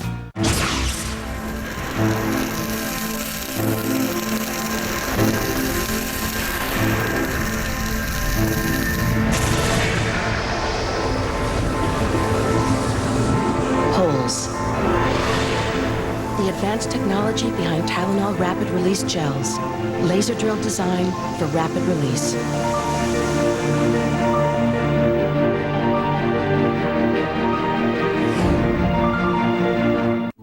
Harry is a scratcher who keeps getting scratched. Harry, you need the clear solution to a healthier scalp. Maximum Strength Scalpicin with vitamin E. Not a shampoo. Scalpicin works fast to stop unhealthy scratching that can cause scalp damage with the itch medicine dermatologists recommend. Ah, the all-day confidence of a healthy, itch-free scalp. Maximum Strength Scalpicin, the clear solution to a healthier scalp. Tonight at 8, a CNN primetime special. Shocking lyrics and images that has America asking, hip-hop, art, or poison? how are they getting away with it? A primetime special, tonight, 8 Eastern. Today, for the first time ever, 90% of seniors have comprehensive prescription drug coverage. Millions of older and disabled Americans with peace of mind, thanks to Medicare's new prescription benefit. That's why leading newspapers say rushing to change Medicare would be a mistake. USA Today tells Congress put on the brakes. The Journal warns it's the last thing patients need. The Post says change is the wrong prescription. Medicare's prescription drug benefit, it's working for seniors. Don't feel like gambling on your next home loan? Get it done with Ditech with a low fixed rate home loan. And don't leave anything to chance. Save that for Vegas. Call Ditech today. 1-800-71-FIXED, a GMAC company. With me, it was love at first sight. With Linda, I think she was looking for a ticket out of Virginia. We bowl, it's good exercise, but my cholesterol was up. So I ate Quaker oatmeal for 30 days. It helped drop it 19 points. That's something to smile about. To our viewers, you're in the Situation Room happening now. President Bush facing new pressure on Iraq as Britain announced its plans to bring home some of its troops. The administration putting a positive spin on the news, saying it's a sign of progress. Others say it's a sign the president's coalition is cracking. Also, while some British soldiers will be coming home, the third in line to the country's throne will soon find out if he'll be going to Iraq. Britain's defense secretary will announce tomorrow whether Prince Harry's regiment will be deployed. And a key endorsement in the race for the White House. Former Senate Democratic leader Tom Daschle now saying he supports Barack Obama for president in 2008, a race Daschle himself once considered entering before he lost his Senate seat back in 2004. I'm Wolf Blitzer. You're in the Situation Room.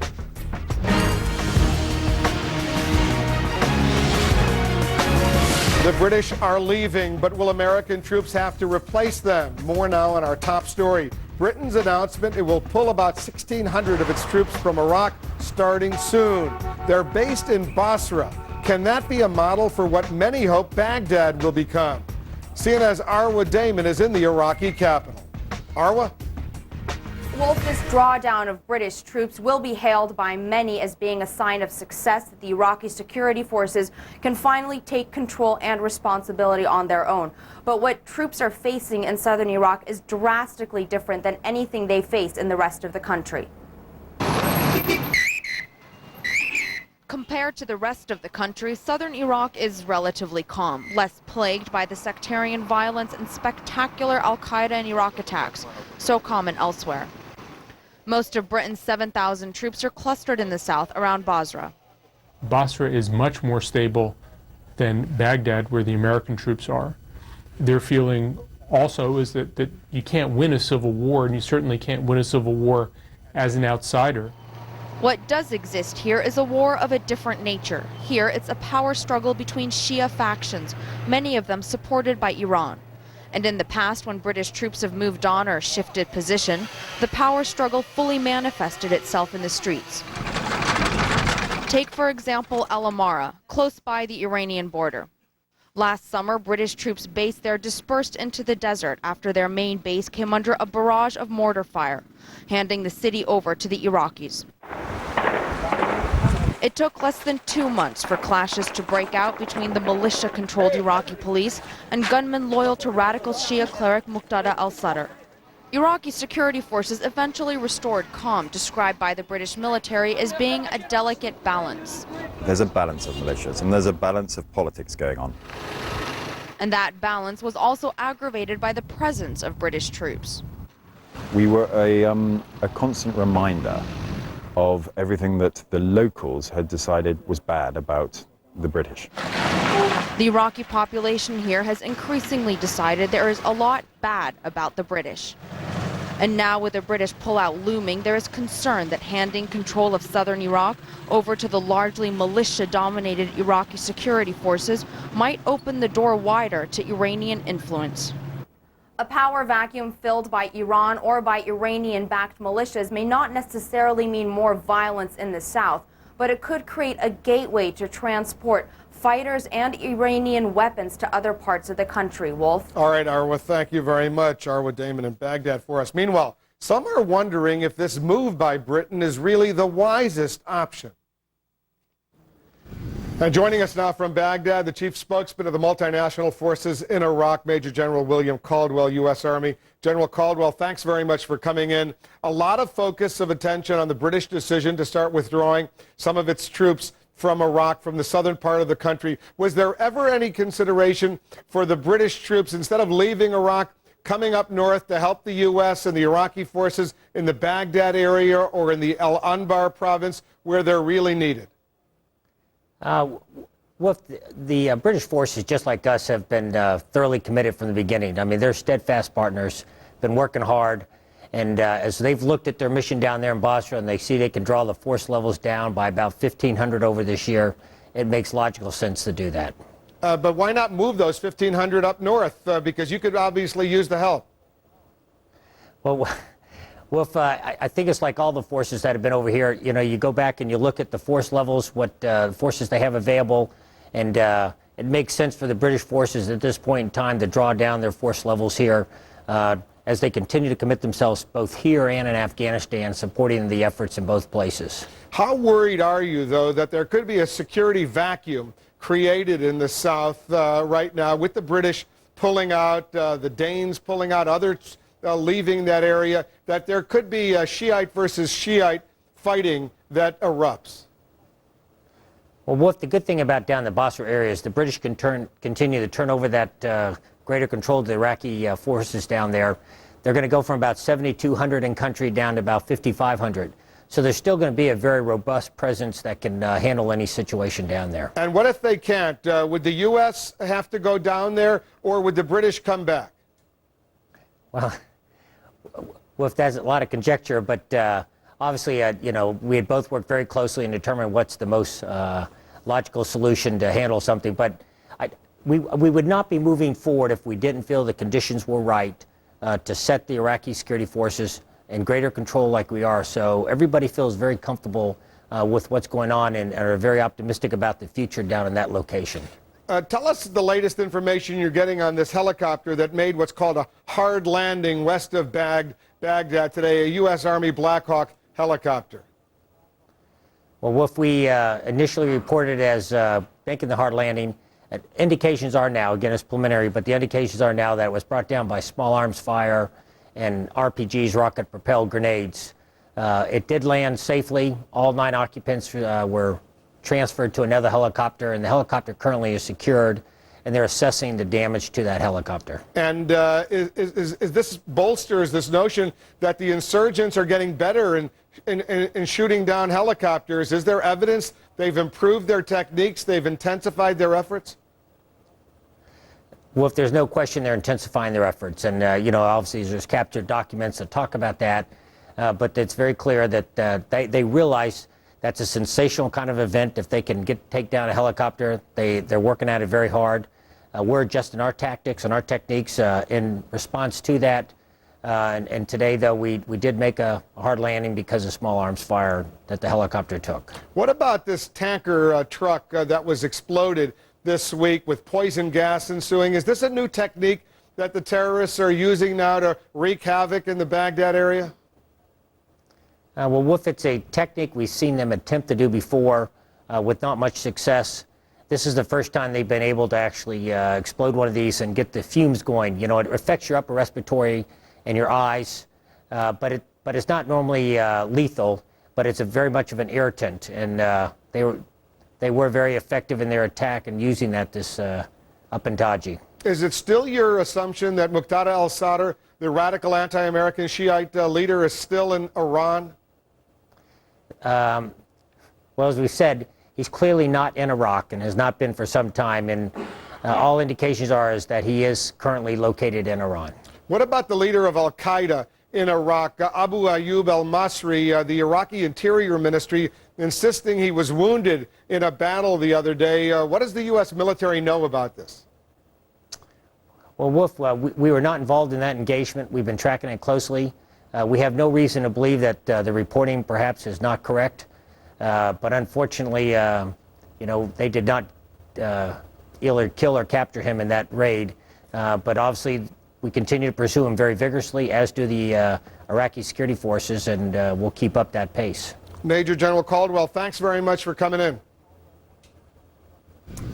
We want to take a closer look now at the current force levels in Iraq from a variety of nations. The bulk of the troops, of course, are U.S., 91% of the coalition right now.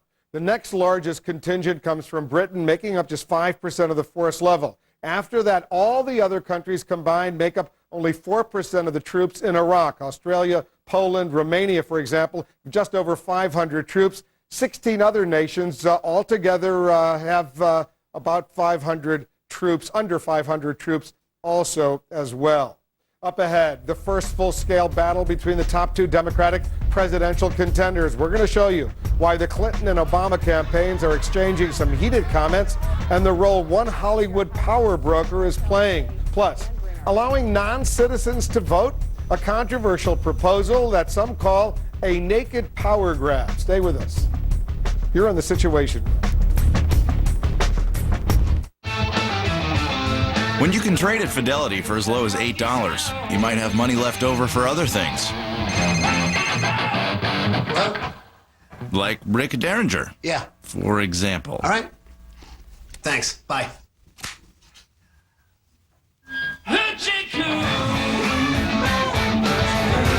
Fidelity's got low-cost trading and low margin rates. What's your online broker got? Fidelity. Smart move.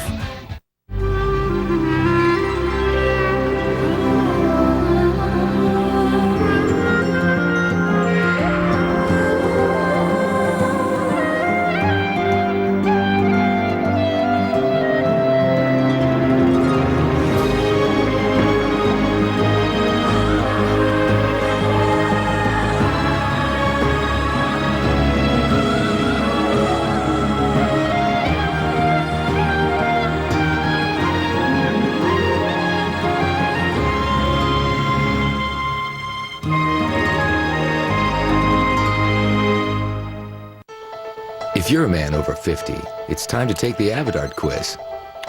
Are you always going? Do you have trouble going? Are you going at night? Maybe you think you have a going problem. But what if it's a growing problem? What if it's not your bladder, but instead you have an enlarging prostate? 50% of men over 50 do, and you may be able to do something about that going and growing with Avodart. Most medicines only treat symptoms. Avodart, with time, actually shrinks the prostate and improves urinary symptoms. Only your doctor can tell if your symptoms are from an enlarged prostate and not a more serious condition, such as prostate cancer. So have regular prostate exams. Avodart is for men only. Women should not take or handle Avodart due to the risk of a specific birth defect. Tell your doctor if you have liver disease. Rarely, sexual side effects, tenderness, or swelling of the breast can occur. Have you called your doctor? Avodart, for your growing problem. After yesterday's Anna Nicole courtroom drama, will the ruling come today? Larry King tonight. This week, Soledad O'Brien and Miles O'Brien uncover the new Black Power. In politics, in pop culture, in your neighborhood. A special investigation all this week, American Morning 6 Eastern. Where are you now, Daddy? I'm in Tokyo this time. Is Paris far away? Pretty far away. Buenos Aires. Do you know where Spain is? It's right under France. That's right. When are you coming home? I'll be home real soon. I love you, Daddy. And where are we flying to today? We're having a business meeting in London. Life can take you almost anywhere. And so can we. We know why you fly. We're American Airlines. Closed captioning provided by Activon. Apply directly where it hurts. Activon Ultra Strength Joint and Muscle. Apply directly where it hurts. Activon. Safe and effective pain relief. Activon Ultra Strength Joint and Muscle. In stores now. There's a very controversial proposal moving forward in New York City right now that would extend the right to vote to millions of non-citizens. Let's go back to Carol Costello in New York. She's following this story. Carol? I know what many of our viewers are thinking. This isn't exactly the greatest climate to try to grant immigrants perhaps the most important right of any U.S. citizen, the right to vote. But that's not stopping one New York City lawmaker. Imagine 10 million green card holders suddenly able to cast a ballot for mayor, for the U.S. Congress, for president of the United States. The catch? None of them would be U.S. citizens, but legal immigrants living in the United States. It's New York City Councilman Charles Barron's big dream. Everybody's an immigrant, so why not? Why not allow everybody that's paying taxes, can die in the war, why not let them participate in electing their representatives? Right now, Barron is taking his fight to New York City Hall, introducing a bill that would allow legal immigrants the right to vote in city elections. Appalling to some who feel it not only cheapens U.S. citizenship, but say it's a political ploy. This is a naked power grab by partisan folks who think that these non-citizens are going to vote more for one party than the other. Otherwise, there would be no reason not to wait until these people became U.S. citizens. They really wanted to vote. Why not just become a citizen of the United States? They are trying. If it was that simple, they would do it. Simple? No, but that's by design. According to the U.S. Citizenship and Immigration Services, it usually takes 5 years of learning how to become part of the American fabric to become a citizen. Among the rewards, the right to vote. Now, the U.S. Constitution makes it a crime for a non-citizen to vote in a federal election, like for president. But it is not against the Constitution for a non-citizen to vote in local elections. That's up to municipalities. And yes, there is one place non-citizens can vote, and that would be in Tacoma Park, Maryland. Wolf? That's a close-in suburb of Washington, D.C. Thanks, Carol, very much for that. Let's check in with Lou Dobbs to see what's coming up right at the top of the hour. Lou, what are you working on? Wolf, we're reporting tonight on the skyrocketing health care costs for middle-class Americans. It is now a national crisis, nothing less. And soon, millions more Americans will be unable to afford even the most basic medical care. That special report coming up at the top of the hour. Also, the Bush administration aggressively moving ahead to create a North American Union. Without the consent of Congress or voters, we'll have the story on disturbing arrogance on the part of your government and new evidence of the tremendous dangers of marijuana. Researchers now say marijuana may cause long-term brain damage and cancer. One of the country's leading authorities on marijuana, Dr. Stephen Dewey of the Brookhaven National Laboratory, is among our guests here tonight. And three of the nation's best political analysts and strategists will also be here to sort out, among other things, the Obama-Hillary feud, I guess we could call it. We hope you'll be with us at 6 p.m. Eastern here on CNN. Wolf, back to you. All right, Lou, thanks very much. We'll be watching closely, Lou, coming up in a few minutes. Up ahead here in the Situation Room, diversity and the race for the White House. The next 2 years, America's going to really get a chance to show their true colors if they can look past Barack being black or Senator Clinton being a woman.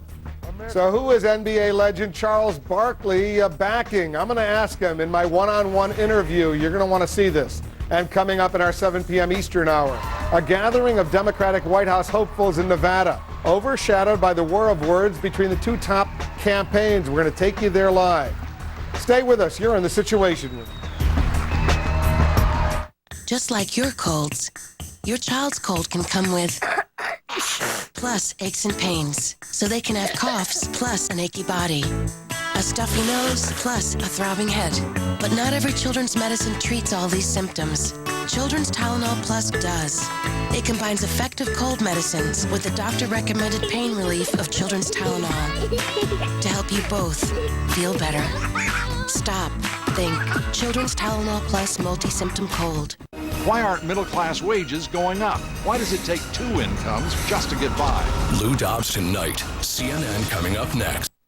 As a Fisher Investments client, You'll always have the opportunity to understand where your investments are, what they're doing, and more importantly, the reasons why. The way we see it, the more you know, the more you'll rest assured, and the quicker you can get back to what matters most, your life. Fisher Investments. Invest assured. For a free copy of the 8 biggest mistakes investors make, call 1-888-48-FISHER or visit fisheroffer.com. Why don't kidnapped children run? This man says he knows because he lived it. Plus, talk show host Bill O'Reilly's crusade to keep pedophiles behind bars. This is so important. Next, Oprah. Today at 4 on News Channel 8. I knew where the line was. Tonight, he was lured by a sex offender online. He was a teacher. Every parent should hear his story. That silence needed to be broken. Predators online. Not everybody gets to run away. Tonight at 5 on News Channel 8. How would you like your nasty old car to look like this? Your dirty and stained interior to look like this? At Diamond Auto Detail here at Newburgh Ford, we can make any car, truck, boat, or RV look and feel new again.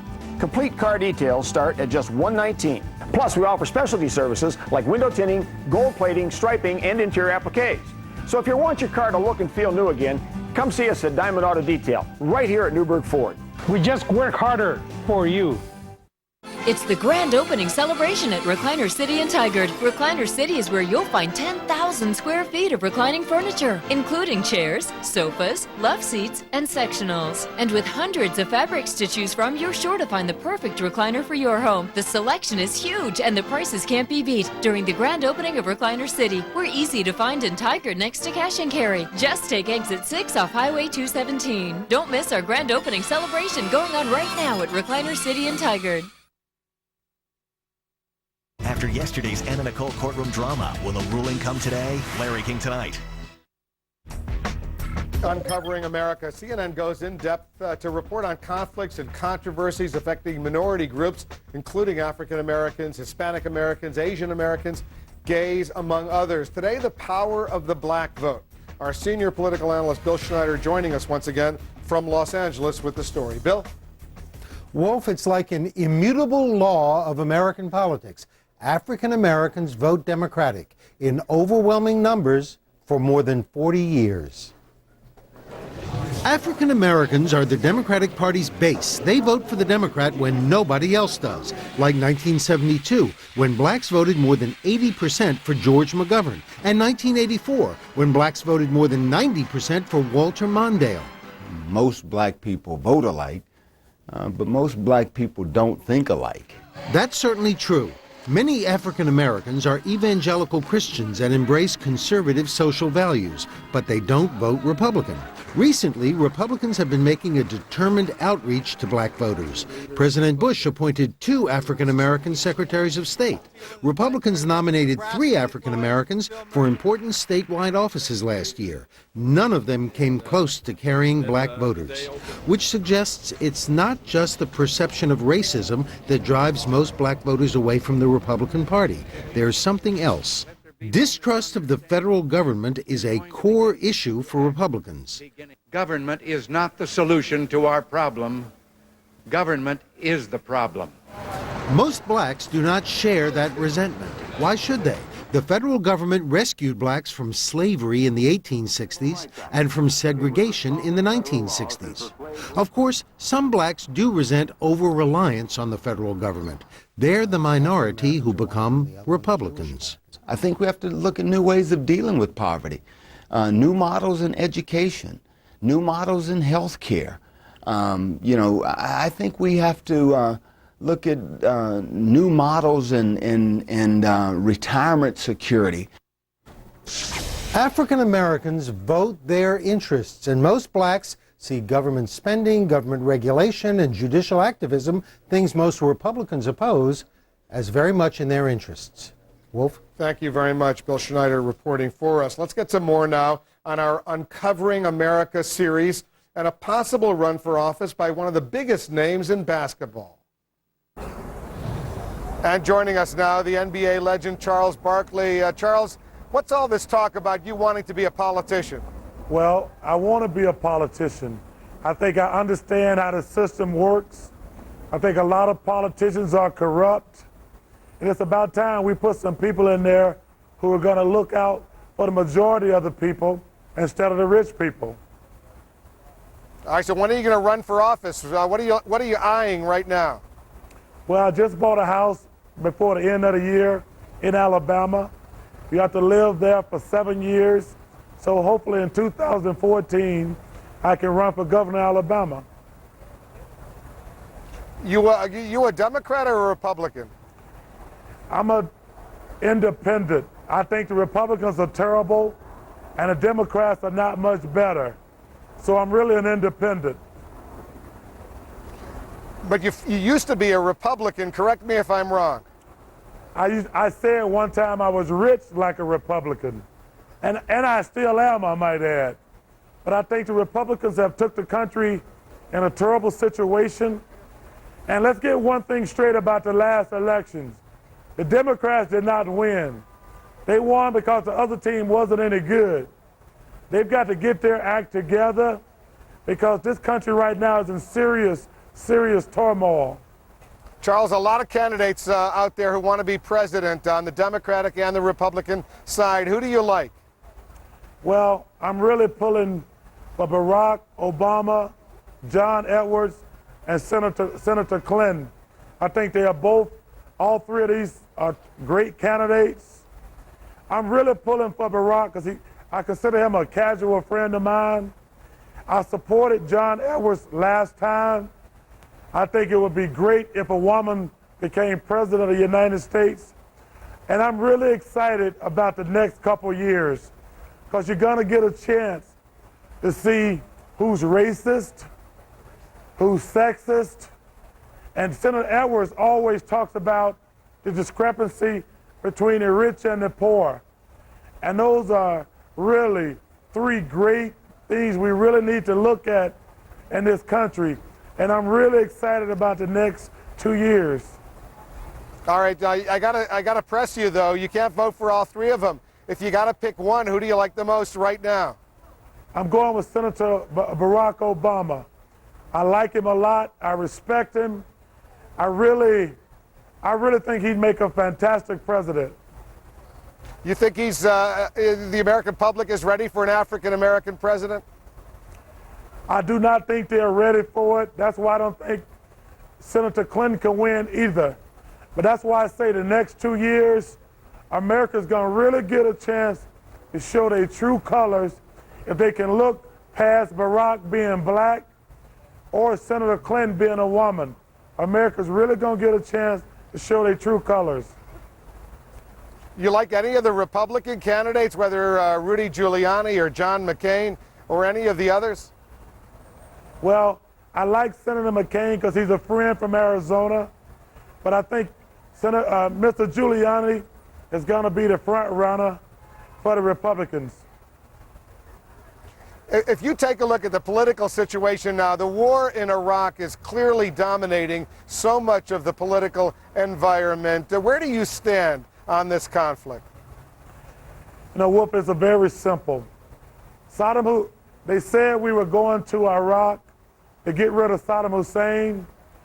He'd been in prison for a couple years, and now he's dead. That situation has not gotten better. So it's an easy call for me.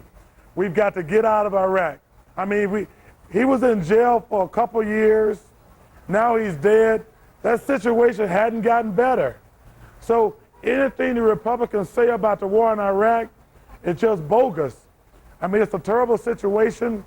We got a lot of innocent kids getting killed over there, and we're never going to be safe over there. Your bottom line is simply get out. We got to get out. Charles Barkley, thanks very much for joining us. Thanks for having me. And one day after my interview with Charles Barkley out in Las Vegas, he was in a race of a very different kind at the All-Star Weekend. The 43-year-old Hall of Famer took on 67-year-old NBA referee Dick Bavetta, racing 3.5 full-court sprints. Bavetta runs 5 to 8 miles a day and says he thought he could win. Barkley beat him, though, backpedaling the last 10 yards. He later quipped, and I'm quoting now, "I have nothing against old people.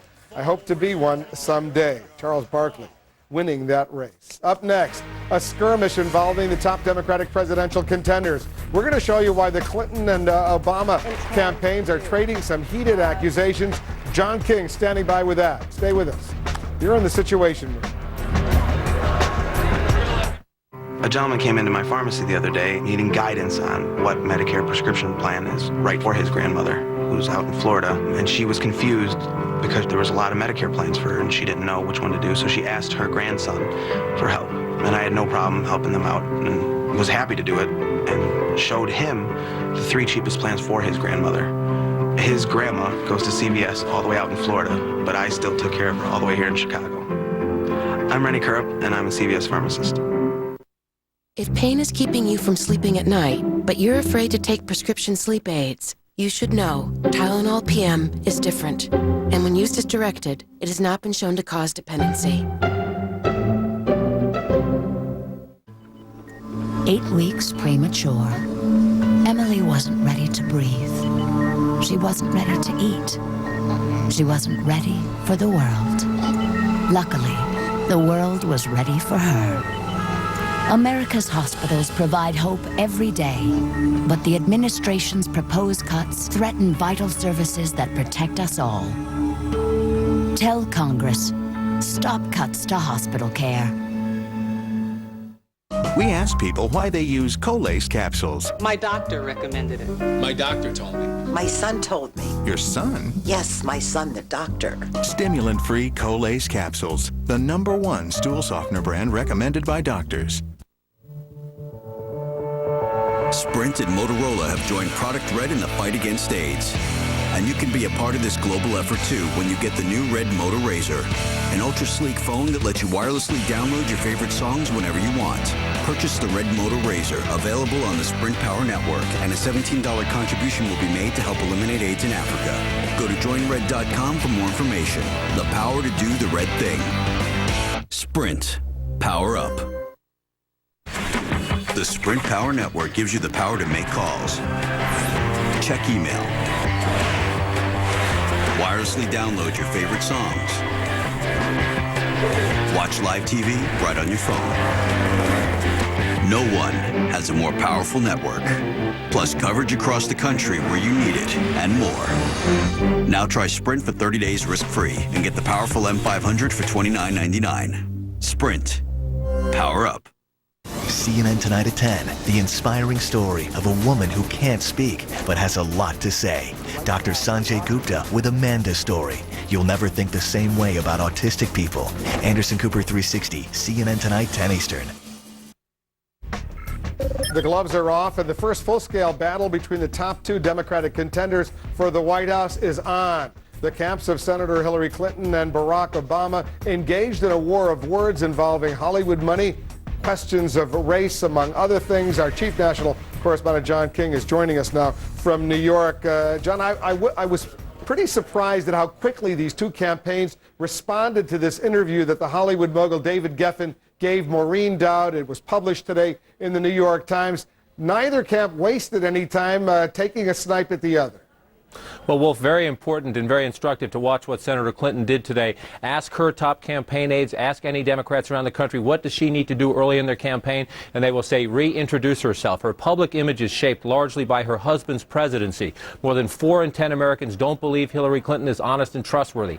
Ask them if she is someone who can unite the country, and a majority of Americans say no. She is very much defined by Bill Clinton's presidency, and what David Geffen was talking about was the baggage she might carry and the worries many Democrats have, not just David Geffen, that if she is the nominee, that perhaps in the campaign his baggage could overwhelm and outweigh his assets. So the Clinton campaign hitting back very hard. They want time to reintroduce Hillary Clinton to the American people, including the Democratic Party in the primaries, but the country at large. And they don't want a protracted discussion about Bill Clinton and the liabilities Bill Clinton could bring to the table right now. So they're very aggressive and essentially daring Barack Obama to say David Geffen shouldn't have said this.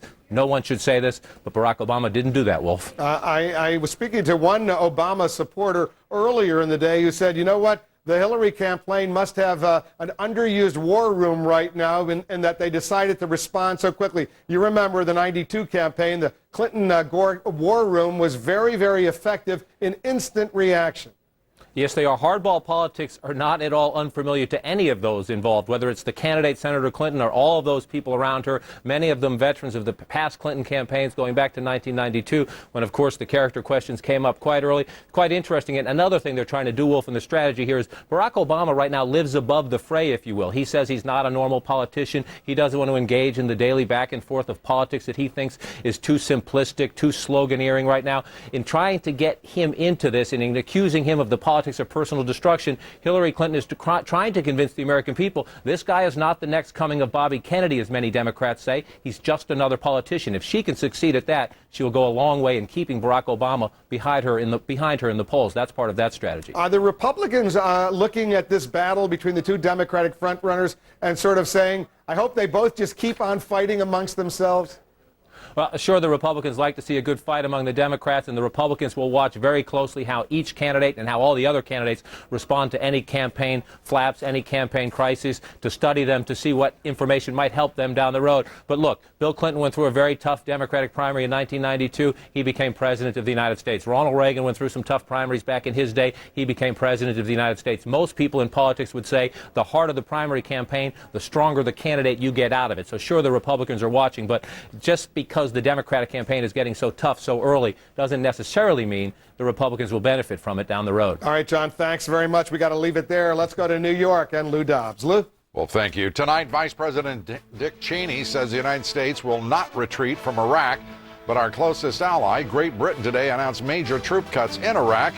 We'll have complete coverage of that developing story. Also, the Bush administration aggressively moving ahead to create a North American Union without the consent of either Congress or voters.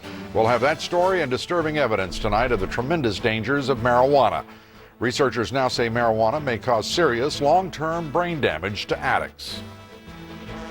You run the risk that the alterations that you produce today will manifest themselves in 10 years or 20 years.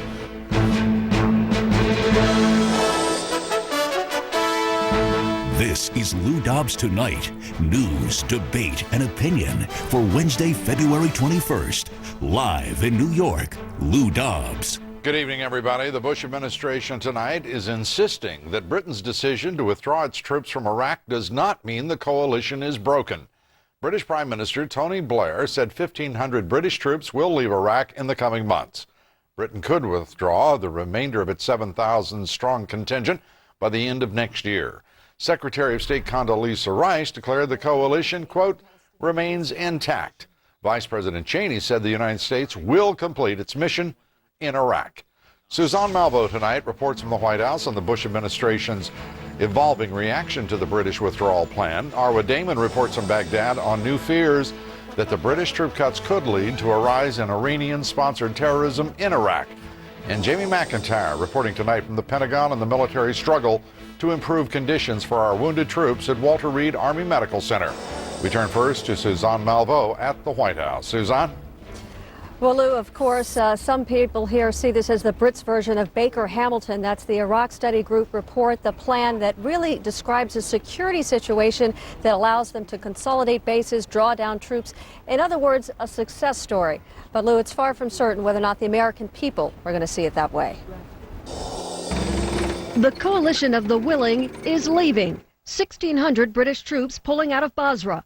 All 460 Danish soldiers leaving too. And maybe more than 50 Lithuanians.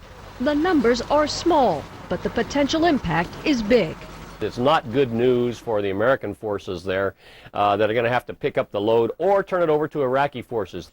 On the political side, it's a blow to President Bush, who has repeatedly said setting timetables for withdrawing troops would only embolden the terrorists. While Mr. Bush is trying to convince the American people the war is worth it, the perception is his closest allies have concluded otherwise. Britain is starting to go its own way now and will leave President Bush more isolated. It will increase the pressure on President Bush here in the United States. Top administration officials are trying to soften the political blow by making the case that the security situation in Basra and other parts of southern Iraq has improved so much these coalition forces are no longer needed. But American troops, who make up 90% of the multinational force, are still necessary to bring security to the rest of the country. I want you to know that the American people will not support a policy of retreat. Now the Bush administration is under even more pressure to answer the question, when will our own troops be coming home? It's a question they still can't answer. The deployment of the American forces is in an area in which the circumstances are somewhat different, more complicated. And Lou, officials here are very much aware of the political realities British Prime Minister Tony Blair is facing. That is, of course, an unpopular war, the fact that the Prime Minister himself is unpopular, and officials say that these are the kinds of judgments that President Bush has already accepted regarding himself. Lou? Thank you very much, Suzanne Malveaux from the White House. The British troops remaining in Iraq will move from a combat role to a support role. An Iraqi army division will now be in charge of security in Basra, but there are new fears that Iran and radical Islamist Shia terrorist groups could take advantage of the withdrawal of those British troops. Arwa Damon has the report from Baghdad. Arwa? Lou, this drawdown of British troops in Iraq will be hailed by many as being a sign of success, that the Iraqi security forces are ready to take responsibility on their own. But the conditions that exist in southern Iraq are dramatically different than those that exist in other parts of the country. The area is predominantly Shia and not plagued by the sectarian violence and the Al-Qaeda in Iraq type dramatic attacks that we see on a near daily basis in the capital, Baghdad. But what does exist in southern Iraq is rival Shia factions battling for power on the streets.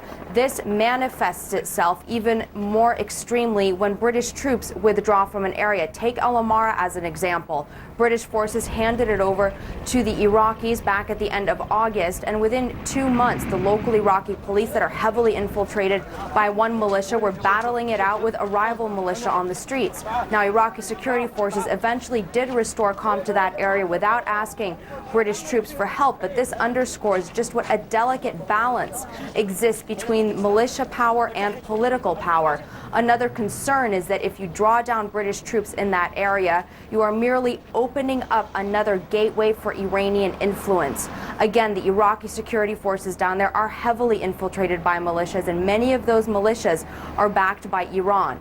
If there are less British troops in the area, this creates a vacuum that Iran or Iranian-backed militias could move in and fill. And whilst this may not mean an increase in violence in southern Iraq, it does create a gateway for movement of fighters and of Iranian weapons to other parts of the country. Lou?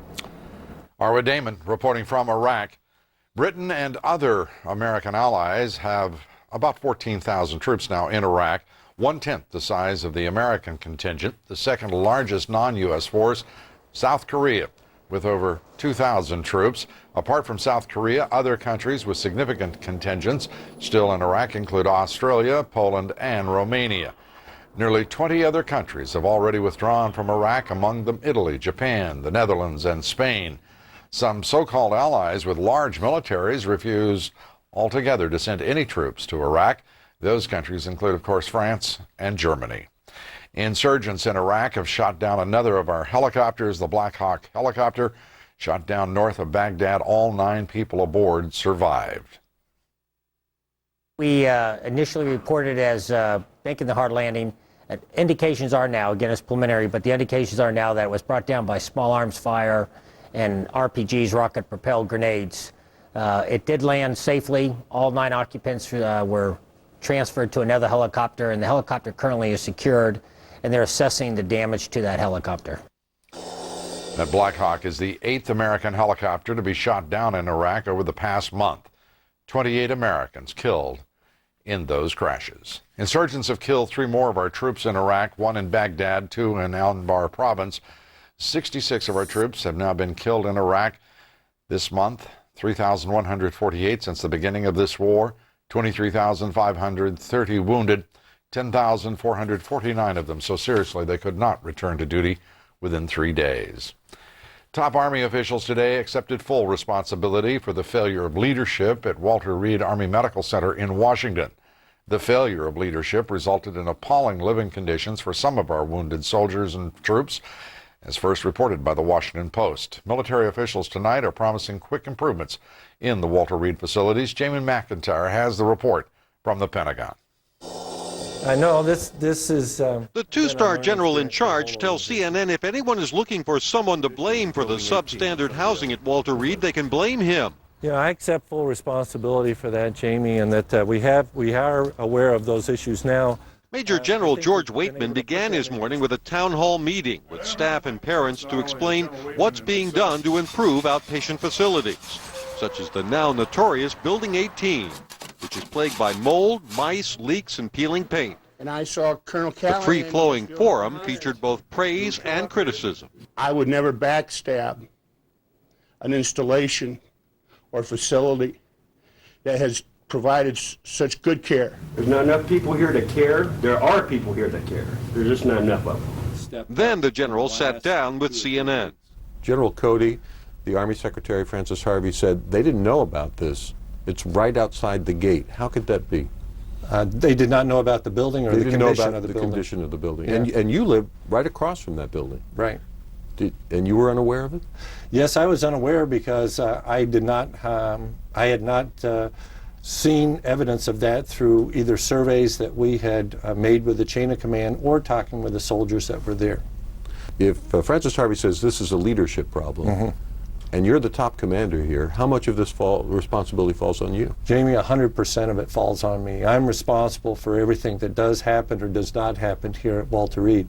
And it was obviously a failure on my part to reach down and touch those soldiers and find out directly from them. Do you understand the outrage that people felt when they began to hear about what was going on in some of these buildings? Oh, I absolutely do. And I felt that same outrage because we take our care for wounded warriors very seriously here. The Army is putting more senior commanders in charge of some of the buildings and insists it's not a money problem, it's simply a failure of leaders up and down the chain of command to make living conditions for wounded service members the top priority it should be. Lou? And in context with all of this, of course, Jamie, still the reports of inadequate armor for our troops, inadequate equipment, and now this war in Iraq has lasted longer than World War II, and yet there are still so many failings that go well beyond Walter Reed. Well, Lou, you know, in this case, the Army is saying all the right things, but as my mother used to say when I was a kid, actions speak louder than words, and we're going to have to see if all of these fixes they're talking about really happen in a short time frame. Absolutely. It is nice to see an expression of accountability and responsibility for a failure. That is refreshing, certainly on the part of both a general officer and anyone in the town of Washington, D.C. Thank you very much, Jamie McIntyre. Still ahead, a jury begins deliberations in the perjury trial of former White House aide Scooter Libby. Libby facing a prison sentence of 30 years if found guilty. We'll have the latest for you. Also, top Bush administration officials traveling to Mexico. Why? They're there to push President Bush's agenda for a North American Union. Oh, by the way, you won't get a vote on that, apparently. We'll have the report, and millions more Americans may soon be unable to afford even basic medical care in this country. We'll have a special report, War on the Middle Class, on what is nothing less than a national crisis. Stay with us.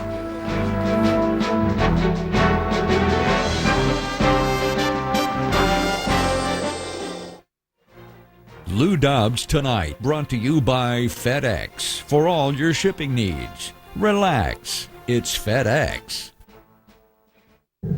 I'd like to welcome everyone to the first moon office. Sure, there's going to be a few kinks to work through, but wait till you see this view. How are we going to get our shipments to our customers? Don't worry, Mr. Stevens took care of it. You bet I did, Phil.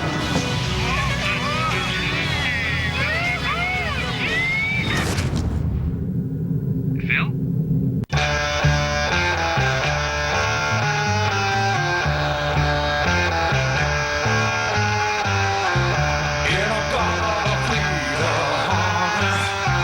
Don't you know that I'm loving you?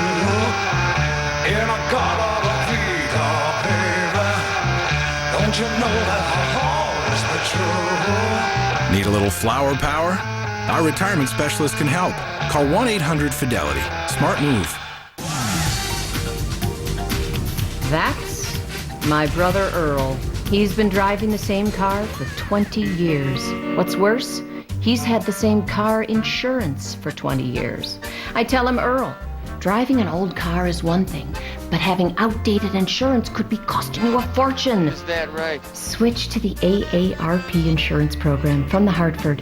It's a program designed for people 50 plus. If you're over 50, you might save $300 by switching to the AARP auto insurance program from the Hartford. Really? And with a good driving record, your deductible can disappear over time. Plus, your first accident could be forgiven. Earl, no penalty for your first accident. Does your plan do that? I didn't know anybody did that. Not yet a member? Call now. We'll even send you a free calculator. Call 1-800-207-7413. 1-800-207-7413. This week, Soledad O'Brien and Miles O'Brien uncover the new Black Power. In politics, in pop culture, in your neighborhood. A special investigation all this week. American Morning, 6 Eastern.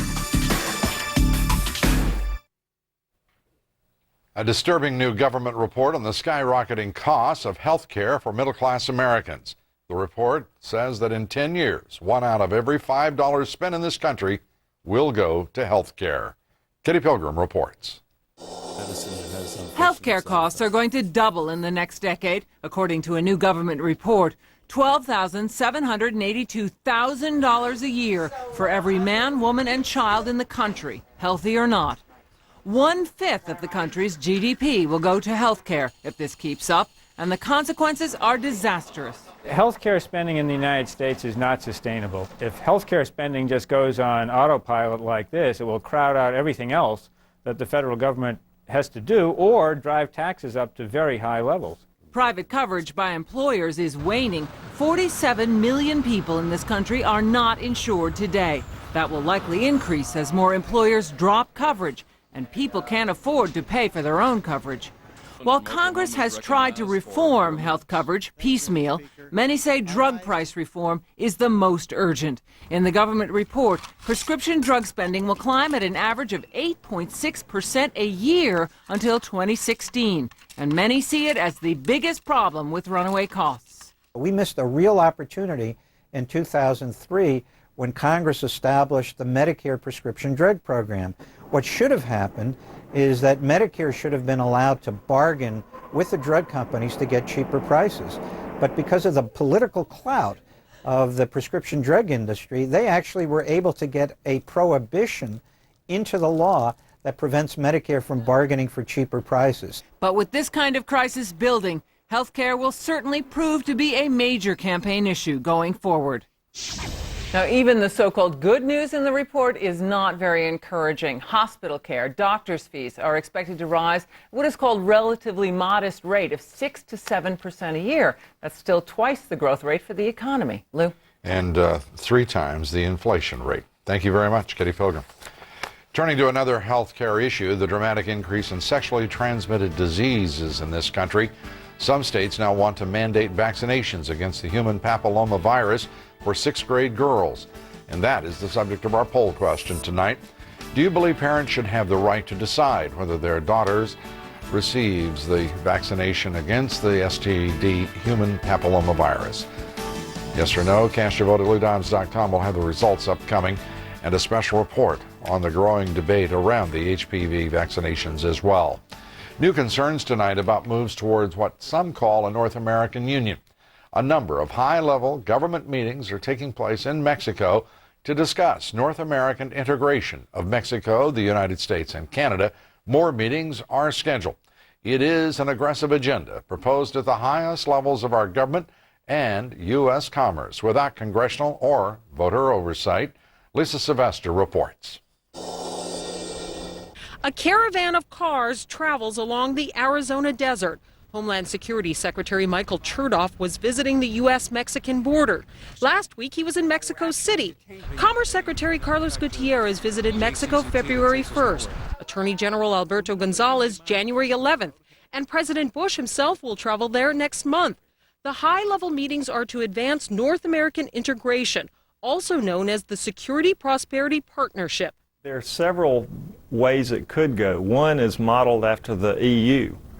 One is modeled after sort of an economic community. It's beyond the scope of just a free trade zone, which we fairly well have already with those two countries. This partnership is being driven by the U.S. business community, which envisions ships from China docking in Mexico instead of California. Mexican truck drivers transporting cargo on a NAFTA superhighway all the way to Canada.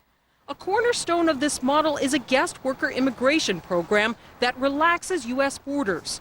Critics say the plan would greatly benefit Mexico, but could mean the loss of American jobs and an increase in social costs to U.S. taxpayers. The reality is that last year they came close to passing a bill which would have allowed close to 100 million immigrants into the country, most of them low-skilled, over the next 20 years. That will in fact bankrupt the United States. Those concerned with integrating the economies point to the disparities. The U.S. GDP per capita is $43,500. Canada, $35,200. Mexico, only $10,600. The average adult in the United States has 12 years of education. In Canada, 11 and a half years. Mexico, only a little over 7 years of schooling. And this Friday, another round of top-level meetings in Canada. Secretary Michael Chertoff, Secretary of State Condoleezza Rice, and Commerce Secretary Carlos Gutierrez will be meeting with their Canadian and Mexican counterparts. Now, the press releases say the focus will be on providing for the free flow of trade, helping secure borders and keeping the U.S. competitive. But, Lou, really what they're talking about is this new economic integration. Lou?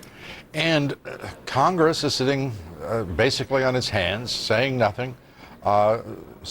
Hearing nothing, apparently, as we continue to report on this outrageous conduct. And it is even possible that Congress may not even have a say. What we are hearing is that the Bush administration is trying to use NAFTA as the justification for doing a lot of this, Lou. This is an arrogance and abuse of power that frankly, this administration is laying a claim on for the history books to be written for years to come. It's extraordinary. If you want to, we should let our viewers know, Lisa, that if they want to write their congressmen or their senators, they can go to our website, LouDobbs.com, and there select your congressional district and whoever is representing you and your family, or your senator, or both, and you can send an email there with your thoughts on this. This is outrageous. Lisa, thank you very much for keeping us up to date. Lisa Sylvester from Washington. Texas school districts are recruiting bilingual teachers from Mexico. More than 700,000 students in the state of Texas have what are called limited English skills. School systems there say they can't find teachers with the necessary language skills locally to teach bilingually. And at a recent recruiting fair in Monterrey, Mexico, 162 applicants were hired in Mexico by more than 20 Texas school districts. Up next here, the CIA leak trial goes to the jury. They'll decide whether former Vice Presidential aide Louis Scooter Libby lied to federal investigators. We'll have the latest. And a backlash over plans for mandatory vaccinations of girls against sexually transmitted disease. Some parents don't want the state making that decision. They want the decision. We'll have a report. New evidence tonight exposing the dangers of marijuana use. Researchers say it may cause long-term brain damage and cancer. We'll have a special report on the war within. All of that, a great deal more, upcoming. Stay with us. We'll be right back. Tonight, 7 p.m. Eastern, from NBA All-Star to Alabama's governor, sound out of the question? Maybe not if you're Charles Barkley. He joins us tonight in The Situation Room.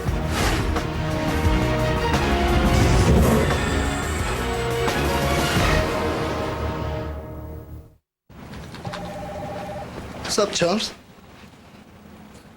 I thought we got rid of him. We wanted to. But he's the only one who knows how to fix our computers. Hey, Steve. Dude, I'm on my break. Where'd my computer crash? Hey, can you shut my door? Tired of your tech support? Finally, there's a better way. Introducing Staples Easy Tech. Now get a PC tune-up for just $9.99. Staples. That was easy. Hey, what's up? I'm sending another project to Fast Signs. Oh, so you design signs, too? Well, I come up with a rough idea, and the people at Fast Signs make it look great. They consult with me and make sure my sign communicates what I want. I can even send them files or proof my signs online. It's simple. Great, but can they handle the big projects? Sure, I use them for banners, exhibits, vehicles, whatever I need, and for all our locations. Maybe they can make me a sign. Done. Tonight at 8, a CNN primetime special. Shocking lyrics and images that has America asking, hip-hop, art, or poison? how are they getting away with it? A primetime special, tonight, 8 Eastern. This April, CNN is live in New Hampshire for the first presidential debates of the race to 08. Stay with the best political team on. Why don't kidnapped children run? This man says he knows because he lived it. Plus, talk show host Bill O'Reilly's crusade to keep pedophiles behind bars. This is so important. Next Oprah. Today at 4 on News Channel 8. I knew where the line was. Tonight, he was lured by a sex offender online. He was a teacher. Every parent should hear his story. That silence needed to be broken. Predators online. Not everybody gets to run away. Tonight at 5 on News Channel 8. We're the Puckheads. The Puckheads! We're hardcore and we will not miss a game. But the only way we can see our favorite team is to go city to city and catch all the action. All the action! Thanks, Bob. Yeah, we're not like those fair weather hockey fans who've got some kind of fancy schmancy NHL center ice package so they can watch all the action at home. All the action! At home? NHL Center Ice. Order today for $119. Every game's a home game on digital cable. I thought you said the van was home. Now. After yesterday's Anna Nicole courtroom drama, will the ruling come today? Larry King tonight.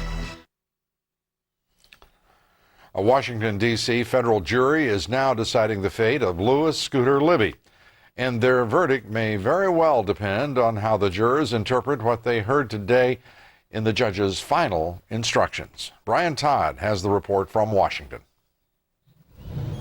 Judge Reggie Walton sends 12 citizens off to make one of the biggest decisions of their lives. One instruction stands out. Consider your assessment of the memory capacity of the person whose memory is in question. In this case, it's obviously critical. This is a case where if the jurors are going to focus on any one instruction, that one goes to the defense's entire argument. The argument that Louis Scooter Libby, Vice President Cheney's former chief of staff, did not lie to investigators as is charged, but misremembered conversations with reporters about the CIA job of Valerie Plame Wilson, the wife of an administration critic. Jurors are told don't hold Libby's decision not to testify against him. The defendant's fate in the hands of an educated panel of 2 African-American women, 6 white women, and 4 white men. They include a museum curator, a web architect, a government lawyer, and a former Washington Post employee who once worked for Bob Woodward, the reporter who testified for the defense. A studious group that pulled off one of the most bizarre displays ever seen from a jury. Valentine's Day, they returned from a break wearing identical red T-shirts with hearts on them, all but one juror. Another, a retired math teacher, reads a statement thanking the judge and declaring, while we're united in this is where our unity ends.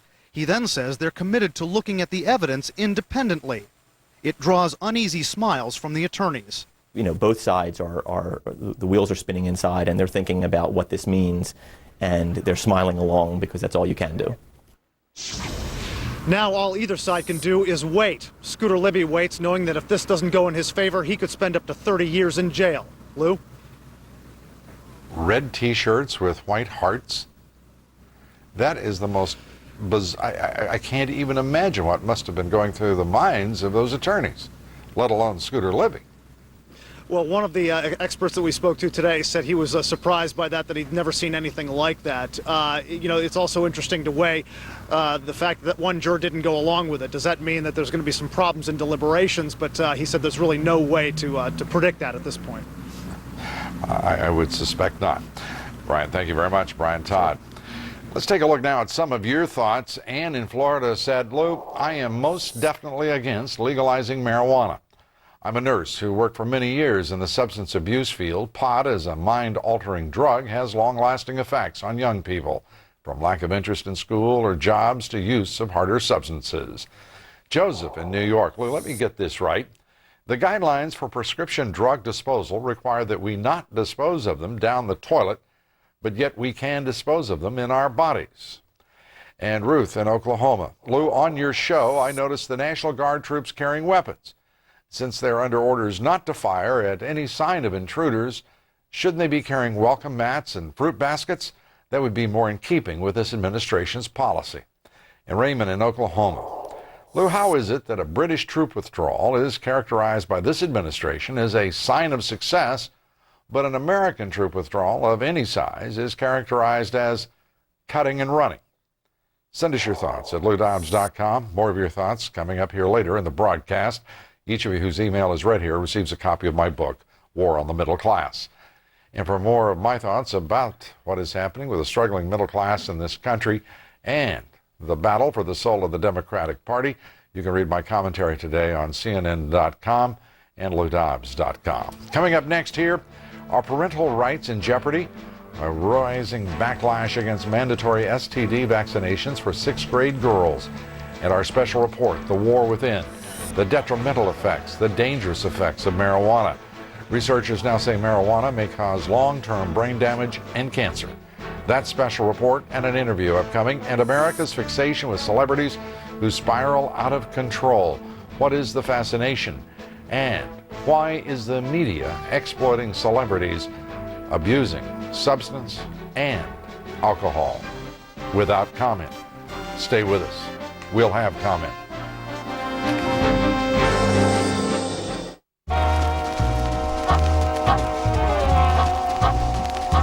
Who makes your smartphone smarter? AT&T's Edge downloads files.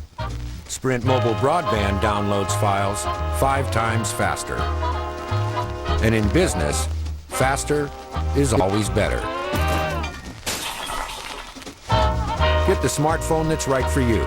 Like the Motorola Q, now just $99.99. Sprint. Power up. Everything all right? No, I lost my Sprint BlackBerry. It's got my contacts, my calendar, my email. It's got Just a joke.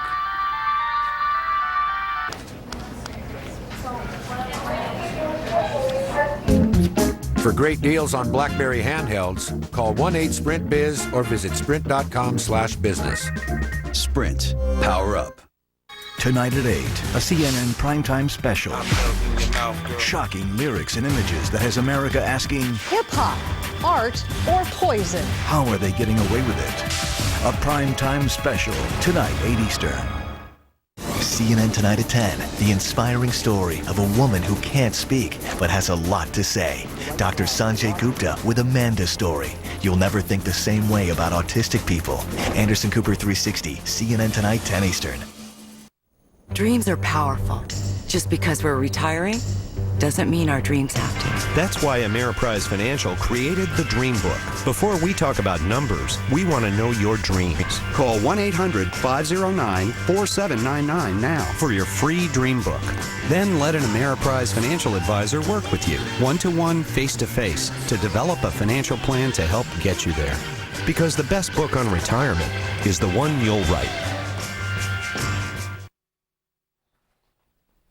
Marijuana is the most commonly used illegal drug in this country. But in 10 states, it's legal for medical purposes, and another 10 may soon follow suit. Political maneuvering has intensified the debate over medical marijuana and the growing evidence about its detrimental and dangerous effects. Bill Tucker reports. 40% of Americans over the age of 12 have tried marijuana, according to the National Survey on Drug Use and Health. 1/3 of all 10th graders say they have tried marijuana at least once. And it's becoming an increasingly familiar ballot initiative. Minnesota, New Mexico, Missouri, Kentucky, South Carolina, Tennessee, Illinois, New Hampshire, New Jersey, and Connecticut are all considering some form of legislation to legalize marijuana for medical purposes. It is a drive that opponents say has no merit. You got to remember something. This whole legalization movement isn't just about marijuana. These people want to legalize heroin, meth, cocaine for recreational use. Make no mistake about it. Proponents of medical marijuana point to its pain-relieving qualities, and a recently published study conducted with HIV patients at the University of California, San Francisco found benefits. But researchers at Brookhaven National Laboratory have been conducting research on a different topic, the impact of long-term marijuana use and dependency on the brain. Not only does it alter the structure, the brain's chemistry, but you run the risk that the alterations that you produce today will manifest themselves in 10 years or 20 years. Impaired memory and feelings of anxiety are more than just jokes. They are reality. So too are frequent respiratory infections, and there is concern that the cancer risk of marijuana users is higher, which is why the American Cancer Society does not endorse smoked marijuana nor its legalization. But the American Cancer Society has awarded a grant to work on a patch for use by chemotherapy patients to help combat their nausea and restore their appetite. Lou. Well, thank you very much, Bill Tucker. Well, marijuana, thought to be harmless by many, particularly baby boomers who've been associated with the drug for decades. It's now known to be a dangerously addictive drug, and its long-term effects are still being studied. Joining me now is Dr. Stephen Dewey. He's senior scientist at the Brookhaven National Laboratory and has done some interesting research on this very subject. Good to have you with us. Thank you. Let's talk about first the issue, and that is the evidence that that this is a mind-altering drug that does carry with it long-term effects. Absolutely. There's some very compelling issues, very compelling data using some state-of-the-art imaging techniques called positron emission tomography or functional magnetic resonance imaging. These are new imaging techniques that actually let us look inside the brain in a human abuser, and we see marked changes in the way the brain produces or uses glucose or the way the brain functions in response to different challenges. In terms of addictiveness, a great debate surrounds that. Right. The idea that it is not addictive, the debate can be framed a lot of ways, but there are those who are actually calling for its legalization, saying it's not addictive and it's absolutely harmless. How do you respond to that? You know, I think you have a broad spectrum. You have individuals who, just as you have in smokers, chippers, people who can smoke 100 cigarettes a year. You have people who can smoke a joint every now and then, and you have people who are absolutely dependent on it. So you have the full range. Right. You have people who actually meet DSM-4 criteria for dependence on marijuana. So there really is a range. The idea that this could cause cancer, is that a result of the qualities of marijuana or the inhalation of the smoke? Or can you tell? You know, that's a good question. I believe it's more related to the inhalation of what's in the marijuana itself as opposed to the THC, the psychoactive component.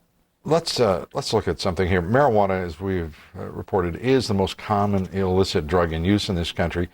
More than 40% of Americans over the age of 12 have reported trying the drug at least once in their lives. Let's put that up. The extent of marijuana use in Americans over 12, 40.1% have used marijuana at least once. 10.4% have used marijuana in the last year. What is the significance of such prevalent use? I think one of the biggest concerns is that there's very strong evidence that adolescent use or use of marijuana early on predisposes people 3 or 5 times higher likelihood of using harder drugs, if you will. So I think that we really need to be aware that we don't fully understand the biochemistry that's involved. We don't fully understand the potential ramifications of using the drug today and what it can do 20 years down the road. But I think the data is quite compelling that people who use marijuana, or a majority of people who use marijuana early on, are likely to use the more illicit drugs, if you will, later on. Right. Marijuana use in students, this is from 2005, who used it over the past year, and these numbers to me are remarkable. In the 8th grade, almost 12%. In the 10th grade, over 25%. By their senior year, more than 31% of students using marijuana. If this is not a reason for concern among educators, public health officials, and all of us, I don't know what would be required. I agree with you. In fact, I spend a lot of time going to school districts and talking to kids about this, and I am struck. I'm absolutely struck by how common it is. In fact, it almost comes off as a badge of honor. They're very open to talk to you about how they use pot, how they smoke pot. You talk about the other drugs; they're much more reticent to discuss that. But it's absolutely boggles my mind when I go to school districts, even elementary schools, where you see marijuana use.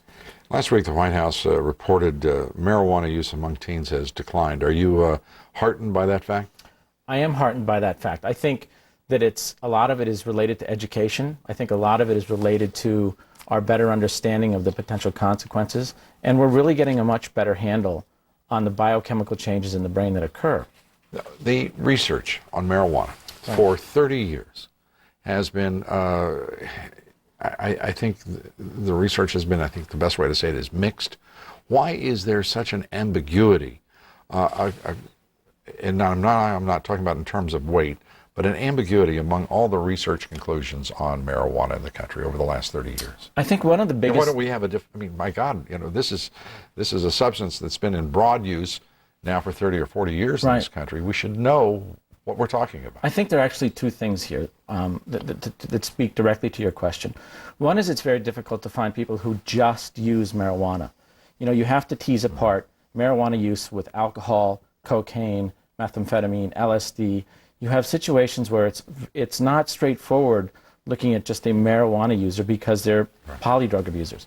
The second thing is we've made huge advances in technology. We now can use imaging techniques that allow us to really look at brain chemistry, to look at the direct effects of drugs like marijuana on the brain. Which clearly demonstrate that there are profound changes in the way the brain uses sugar for energy or brain glucose metabolism, cognitive abilities, changes in blood flow, and these are long-lasting and persistent. Dr. Stephen Dewitt, good to have you here. Thank you very much. Still ahead, I'll be talking to three of the country's best political analysts and strategists, and who decides the growing debate over a vaccine to prevent the human papillomavirus. Should it be mandatory for 6th grade girls? Should parents have a role in deciding for their children? We'll have that special report. Stay with us.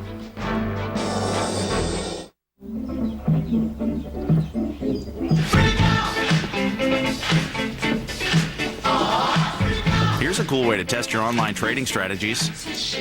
Send them back in time. Sending yourself back in time? Clearly not as cool. Fidelity's got tools like Wealth Lab Pro that let you test before you trade. What's your online broker got? Fidelity. Smart move. Hon, did you change the code again? It's our anniversary. We know responsibility can be challenging enough. That's why if your property is ever stolen, we'll replace it within 48 hours. Responsibility. What's your policy? Liberty Mutual. Round, round, get around, I get around, yeah, get around, round, round, I get around. If you're having trouble getting around, you need a Hover-Round power chair. I'm Tom Cruise, inventor of the Hover-Round. I'm a nurse by profession, so I know how important it is to your well-being to have a power chair that gives you independence and freedom. My Hover-Round has changed everything. It can change everything in your life, too. Call now and find out how you can get a Hover-Round. 9 out of 10 people got their Hover-Rounds for little or no cost last year. My Hover-Round didn't cost me a penny. Call now and find out how you can get a Hover-Round. You'll get a free information kit, a free video, plus a free in-home test drive certificate. There's no cost and no obligation, so call now.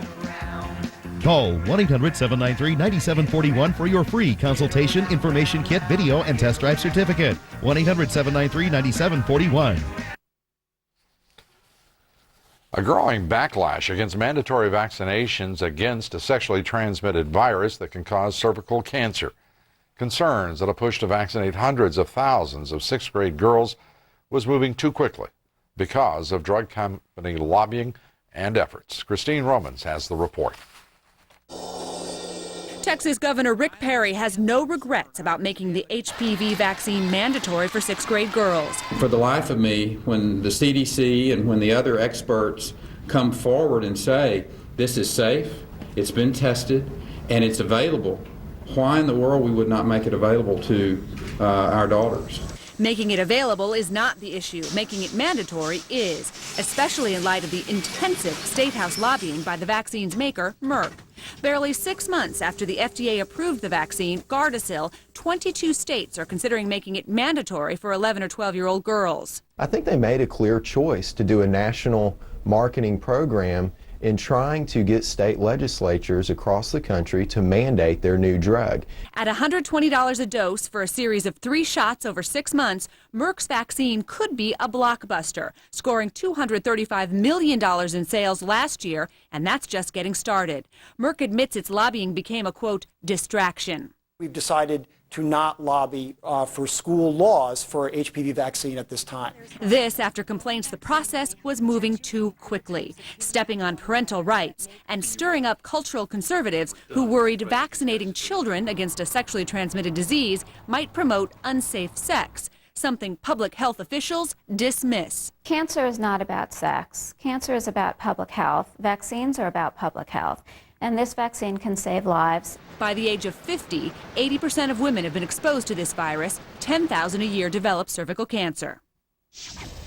The FDA says this vaccine is safe. The CDC recommends all girls be vaccinated, but public health officials do admit that it may be too soon to make something like this mandatory, Lou. But in Texas, the governor there is going ahead with this. He's undaunted by the criticism. He says it's something that girls there should have. Parents can opt out, but he still wants to keep it mandatory. Christine, thank you very much. Christine Romans. All right, a reminder how to vote in our poll. Do you believe parents should have the right to decide whether their daughter receives the vaccination against the STD, human papillomavirus? Yes or no? We'd like to hear from you on this. Cast your vote at BlueDiamonds.com. We'll have the results here in just a few minutes. Coming up next, politics, Hollywood-style movie mogul David Geffen, also music publisher and lots of other things, lashes out at the Clintons. Raises more than $1 million for Barack, and the fallout quick and furious. We'll be taking that up with Mr. Ed Rollins, Mr. Robert Zimmerman, Reverend Jesse Jackson. Stay with us. We'll find out who they're supporting, too. This week, Soledad O'Brien and Miles O'Brien uncover the new black power in politics in your neighborhood. A special investigation all this week. As a Fisher Investments client, you'll always have the opportunity to understand where your investments are, what they're doing, and more importantly, the reasons why. The way we see it, the more you know, the more you'll rest assured, and the quicker you can get back to what matters most, your life. Fisher Investments. Invest assured. For a free copy of the 8 biggest mistakes investors make, call 1-888-48-FISHER or visit fisheroffer.com. Save like never before on America's mattress of choice during the Englander Warehouse clearance sale at Banner Furniture Outlet. We've received special price reductions from Englander, and we're passing the savings on to you, up to 40% off on specially marked Englander mattress sets, like twins starting at $79 each piece and queen pillow tops starting at $399. Don't wait, this sale won't last long. Buy it today, enjoy it today during Banner Furniture's Englander Warehouse mattress clearance sale. Hi, I'm Jim. And I'm Jim. Come see us at Banner Furniture, the big store with hometown service. When winter skin hits, I itch. When it's way beyond dry, I itch. Unlike ordinary lotions, Gold Bond moisturizes and medicates to soothe and relieve dry, itchy skin. Gold Bond medicated lotion, the moisturizing fix that medicates the itch. Cholesterol. My doctor said to watch it. So I ride my bike, eat the good stuff, and take garlic every day. Garlic's clinically proven ingredient maintains healthy cholesterol naturally. My doctor's happy. So am I. Eat right, exercise, garlic. Why don't kidnapped children run? This man says he knows because he lived it. Plus, talk show host Bill O'Reilly's crusade to keep pedophiles behind bars. This is so important. Next, Oprah. Today at 4 on News Channel 8. I knew where the line was. Tonight, he was lured by a sex offender online. He was a teacher. Every parent should hear his story. That silence needed to be broken. Predators online. Not everybody gets to run away. Tonight at 5 on News Channel 8. After today's Anna Nicole courtroom drama, friends and attorneys speak out. Larry King tonight. Joining me now, our distinguished political panel, Ed Rollins, former White House political director, Republican strategist, Robert Zimmerman, Democratic National Committee member, Democratic strategist. From Los Angeles tonight, Reverend Jesse Jackson, president, founder, Rainbow Push Coalition. Good to have you all with us. Jesse, let me start with you. Senator Obama, Senator Clinton seem to not be getting along well. They're not playing nicely. What does it mean? Maybe it is inevitable because they're both fighting for the same vote. There was a competition over a consultant in South Carolina. In that instance, Hillary outbid Obama, but both of them bid it for the same guy. They're fighting for the same vote. Right. And perhaps that's the same thing happening here in Los Angeles. I hope early on that these tax and counterattacks will not take the attention away from what really matters in the war in Iraq and in poverty at home and a trade policy that makes sense for the American middle class. Robert Zimmerman? Well, I don't agree with the premise that Senator Barack Obama and Senator Hillary Clinton are fighting with each other. You don't? I don't. I think there's a different issue here at stake. I love your 36,000-foot view here. Okay, but I think there's a different issue here at stake, and that is the fact that obviously we've all been through national campaigns, and many times supporters get carried away, and in this case, comments made by David Geffen were obnoxious and vulgar and thoroughly inappropriate. And I think Senator Barack Obama should Bad David Geffen. Well, more than there's more at stake here than the conduct of the supporters. I think Senator Obama should meet Senator Clinton's standard and simply ask and certainly repudiate the comments David Geffen made. They were inappropriate and they distract from the real issues. My good friend Mr. Zimmerman is off the Hollywood list, A-list now, and he certainly won't be invited to any of Mr. Geffen's. I'll be on a better Hollywood A-list now. I'm glad that's always a Democrat problem. I think the critical thing here is any time a supporter, whether it's a fundraiser or a consultant or anything else, distracts from the message of the candidate, it's a great disservice to the candidate. And I think the uniqueness that the Democrats have this time is they do have two very powerful candidates, a new candidate, someone who's very exciting, and someone who's obviously picks up the old Clinton message and constituency. And I think to a certain extent, as Reverend Jackson said, they're all going to be going after the same votes, but there's a lot of votes out there. And I think to a certain extent, getting distracted by these little minutiae is pretty insignificant. Let me turn, if I may, to Iraq and the fact that the British have decided to withdraw. As one of our viewers wrote in tonight, and I thought rather with great perception, pointed out, when the British leave, the Bush administration think it's a sign of success. If the American troops were to leave, it's cut and run. What's your reaction? What does it mean? Well, ultimately, what we're seeing now is a repudiation of the Bush administration strategy in Iraq. It's not just the British leaving, it's the Italians who left. The Slavs are planning to leave. The Slavic coalition is planning to leave. Certainly the Italian, we're also seeing the South Koreans and the Japanese moving out now. The bottom line is, this strategy the Bush administration is pursuing is hurting us in the war on terrorism. We have to be grateful for the support the Brits have given us. I mean, they truly are our ally, and they have always been there. And they've got their own politics. The reality is they're taking out their 7,000 or however many is not going to make a bit of difference. What's going to make a difference is how we basically strategize in the next 6 or 8 months, which is about all the time we have left, I think, before the country and the Congress cuts off the aid. Jesse? Lou, what is big here is the Brits were in part our cover for going there in the first place. So it seems that the Brits are leaving, and the Iraqi Commission said leave. The Congress says leave. The only one in the world left saying go with more is President Bush going it alone. And so now we're there naked by ourselves, paying the big price in money, material, and lives. It suggests Mr. Bush should wake up and smell the coffee that the whole world is brewing. Well, and do you think there should be some wake up as well on Capitol Hill?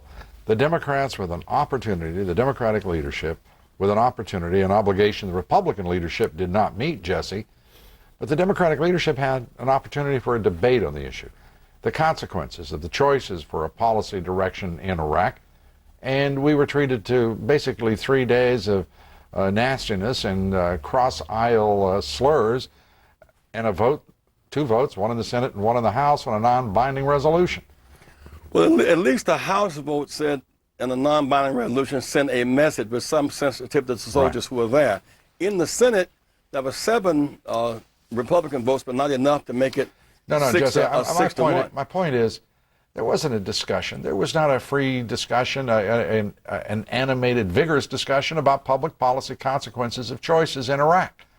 That's what I'm talking about. Well, the rules of the Senate are arcane, and they're arcane whether Democrats control it or the Republicans. I don't disagree. You sure it's not the Republicans and the Democrats that are arcane? They are arcane, and I think the reality is when you've got very narrow margins, as you do in the Senate, and the Republicans are going to be supportive of the president, no matter how many defect at a given moment. And I think to a certain extent, to have this dialogue, I think something substantive has to be put on the table, and the substantive thing that will come on the table will be 8 or 9 months from now when we're discussing the appropriations to continue to move forward. But I think you are seeing, though, emerging in this Congress, both Republicans and Democrats, whether it's Senator Chuck Hagel, whether it's Senator Olympia Snowe, whether it's Joe Biden or Chris Dodd, all putting proposals and ideas on the table to begin to end this crisis in Iraq and begin to refocus our efforts on the war on terrorism. So I think while it's obviously frustrating watching this process unfold, at least we're beginning now to see the Congress show leadership to hold this White House accountable. Frustration. Go ahead. One thing for certain is fighting the war in Iraq and fighting terrorism is not one and the same.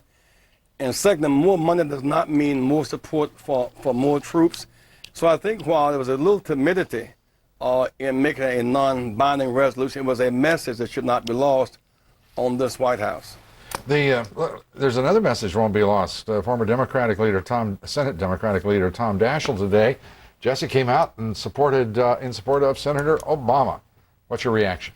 Well, you know, he got the support of the governor of Virginia as well. Those are rather high-profile endorsements. Are you supporting the senator? He has my vote, but I'm really open to relating to all the candidates because I'm concerned that the agenda of the war and trade policy and health cannot get lost in our cherry picking. There's going to be lots of endorsements. I don't think Daschle's endorsement means a whole lot at this point in time.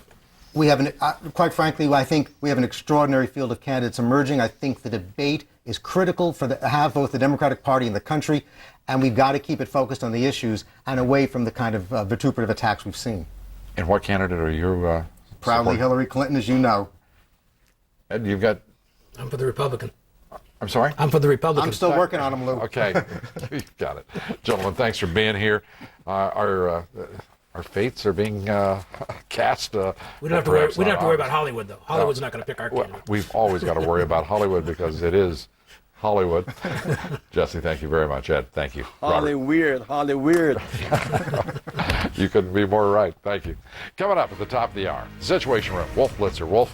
As you know, Lou, the Hollywood mogul David Geffen sparking a war of words between the Clinton and Obama campaigns and attacks our own political contributor, James Carville.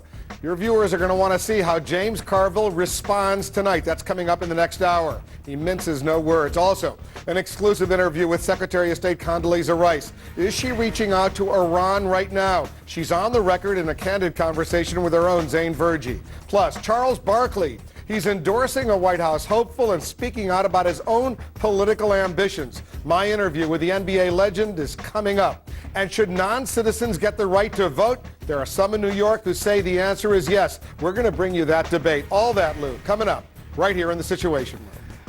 Heck, Wolf, in New York, you could get a yes for a lot of crazy ideas. Still ahead here, the results of our poll. More of your thoughts. Stay with us.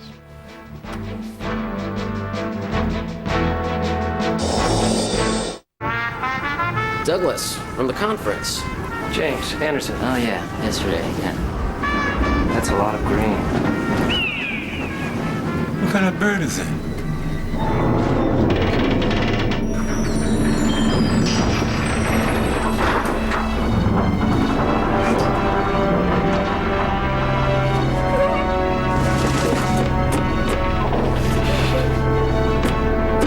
What is that?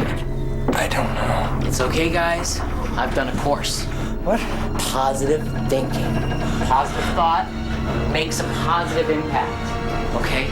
Positive thought has a positive impact. Look at me. That's right, okay, come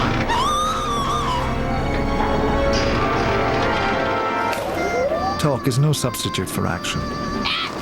That's the power. Make it happen. The Royal Bank of Scotland Group. I am good. Yes, you are. There's the week, there's the weekend, and then there's the weekender. Friday, Saturday, and Sunday, the subscription from the New York Times, I love it. Like your whole weekend's just started. It's come a little early. So the deal is you call the 1-800 number, and then you get Friday, Saturday, and Sunday for $3.25, which is half off, which is pretty crazy. So you get the Friday paper, and boom, you're right into the weekend. Saturday. The word alone makes me happy. I love to sort of pull everything out of the Sunday paper. Travel section. The magazine. Weekend review. The international news. The book review. I got these really great boots after reading the Sunday style section. All I did was call the 1-800 number. I'm not one of those call now people. Call! You should call now. I love to have the New York Times delivered. Who doesn't like to save money? Call now because it's a great deal. It's like having a table of contents for everything in the world. I mean, how much would you give for that? The Weekender subscription from the New York Times. Get it now for as low as $3.25 a week. Call 1-800-727-7464. Who doesn't like to start the weekend a day early? Closed captioning provided by Activon. Applied directly where it hurts. Activon Ultra Strength Arthritis. Apply directly where it hurts. Activon. Safe and effective pain relief. Activon Ultra Strength Arthritis. In stores now. The results of our poll tonight, 83% of you say parents should have the right to decide whether their daughter receives the vaccination against the STD human papillomavirus. Time now for some more of your thoughts. Charlotte in Pennsylvania said, conditions endured by our wounded heroes at Building 18 at Walter Reed are shocking and sad, but no surprise. After all, isn't this the administration that sent these same troops to Iraq without the proper armor or equipment? Susan in Florida. The 2 Border Patrol agents should not have a new trial. They should be set free immediately with an apology and compensation. The U.S. attorney should be disciplined and fired. And why the Democratic Party is not involved in this is beyond my comprehension. It makes me ashamed to be a member. We love hearing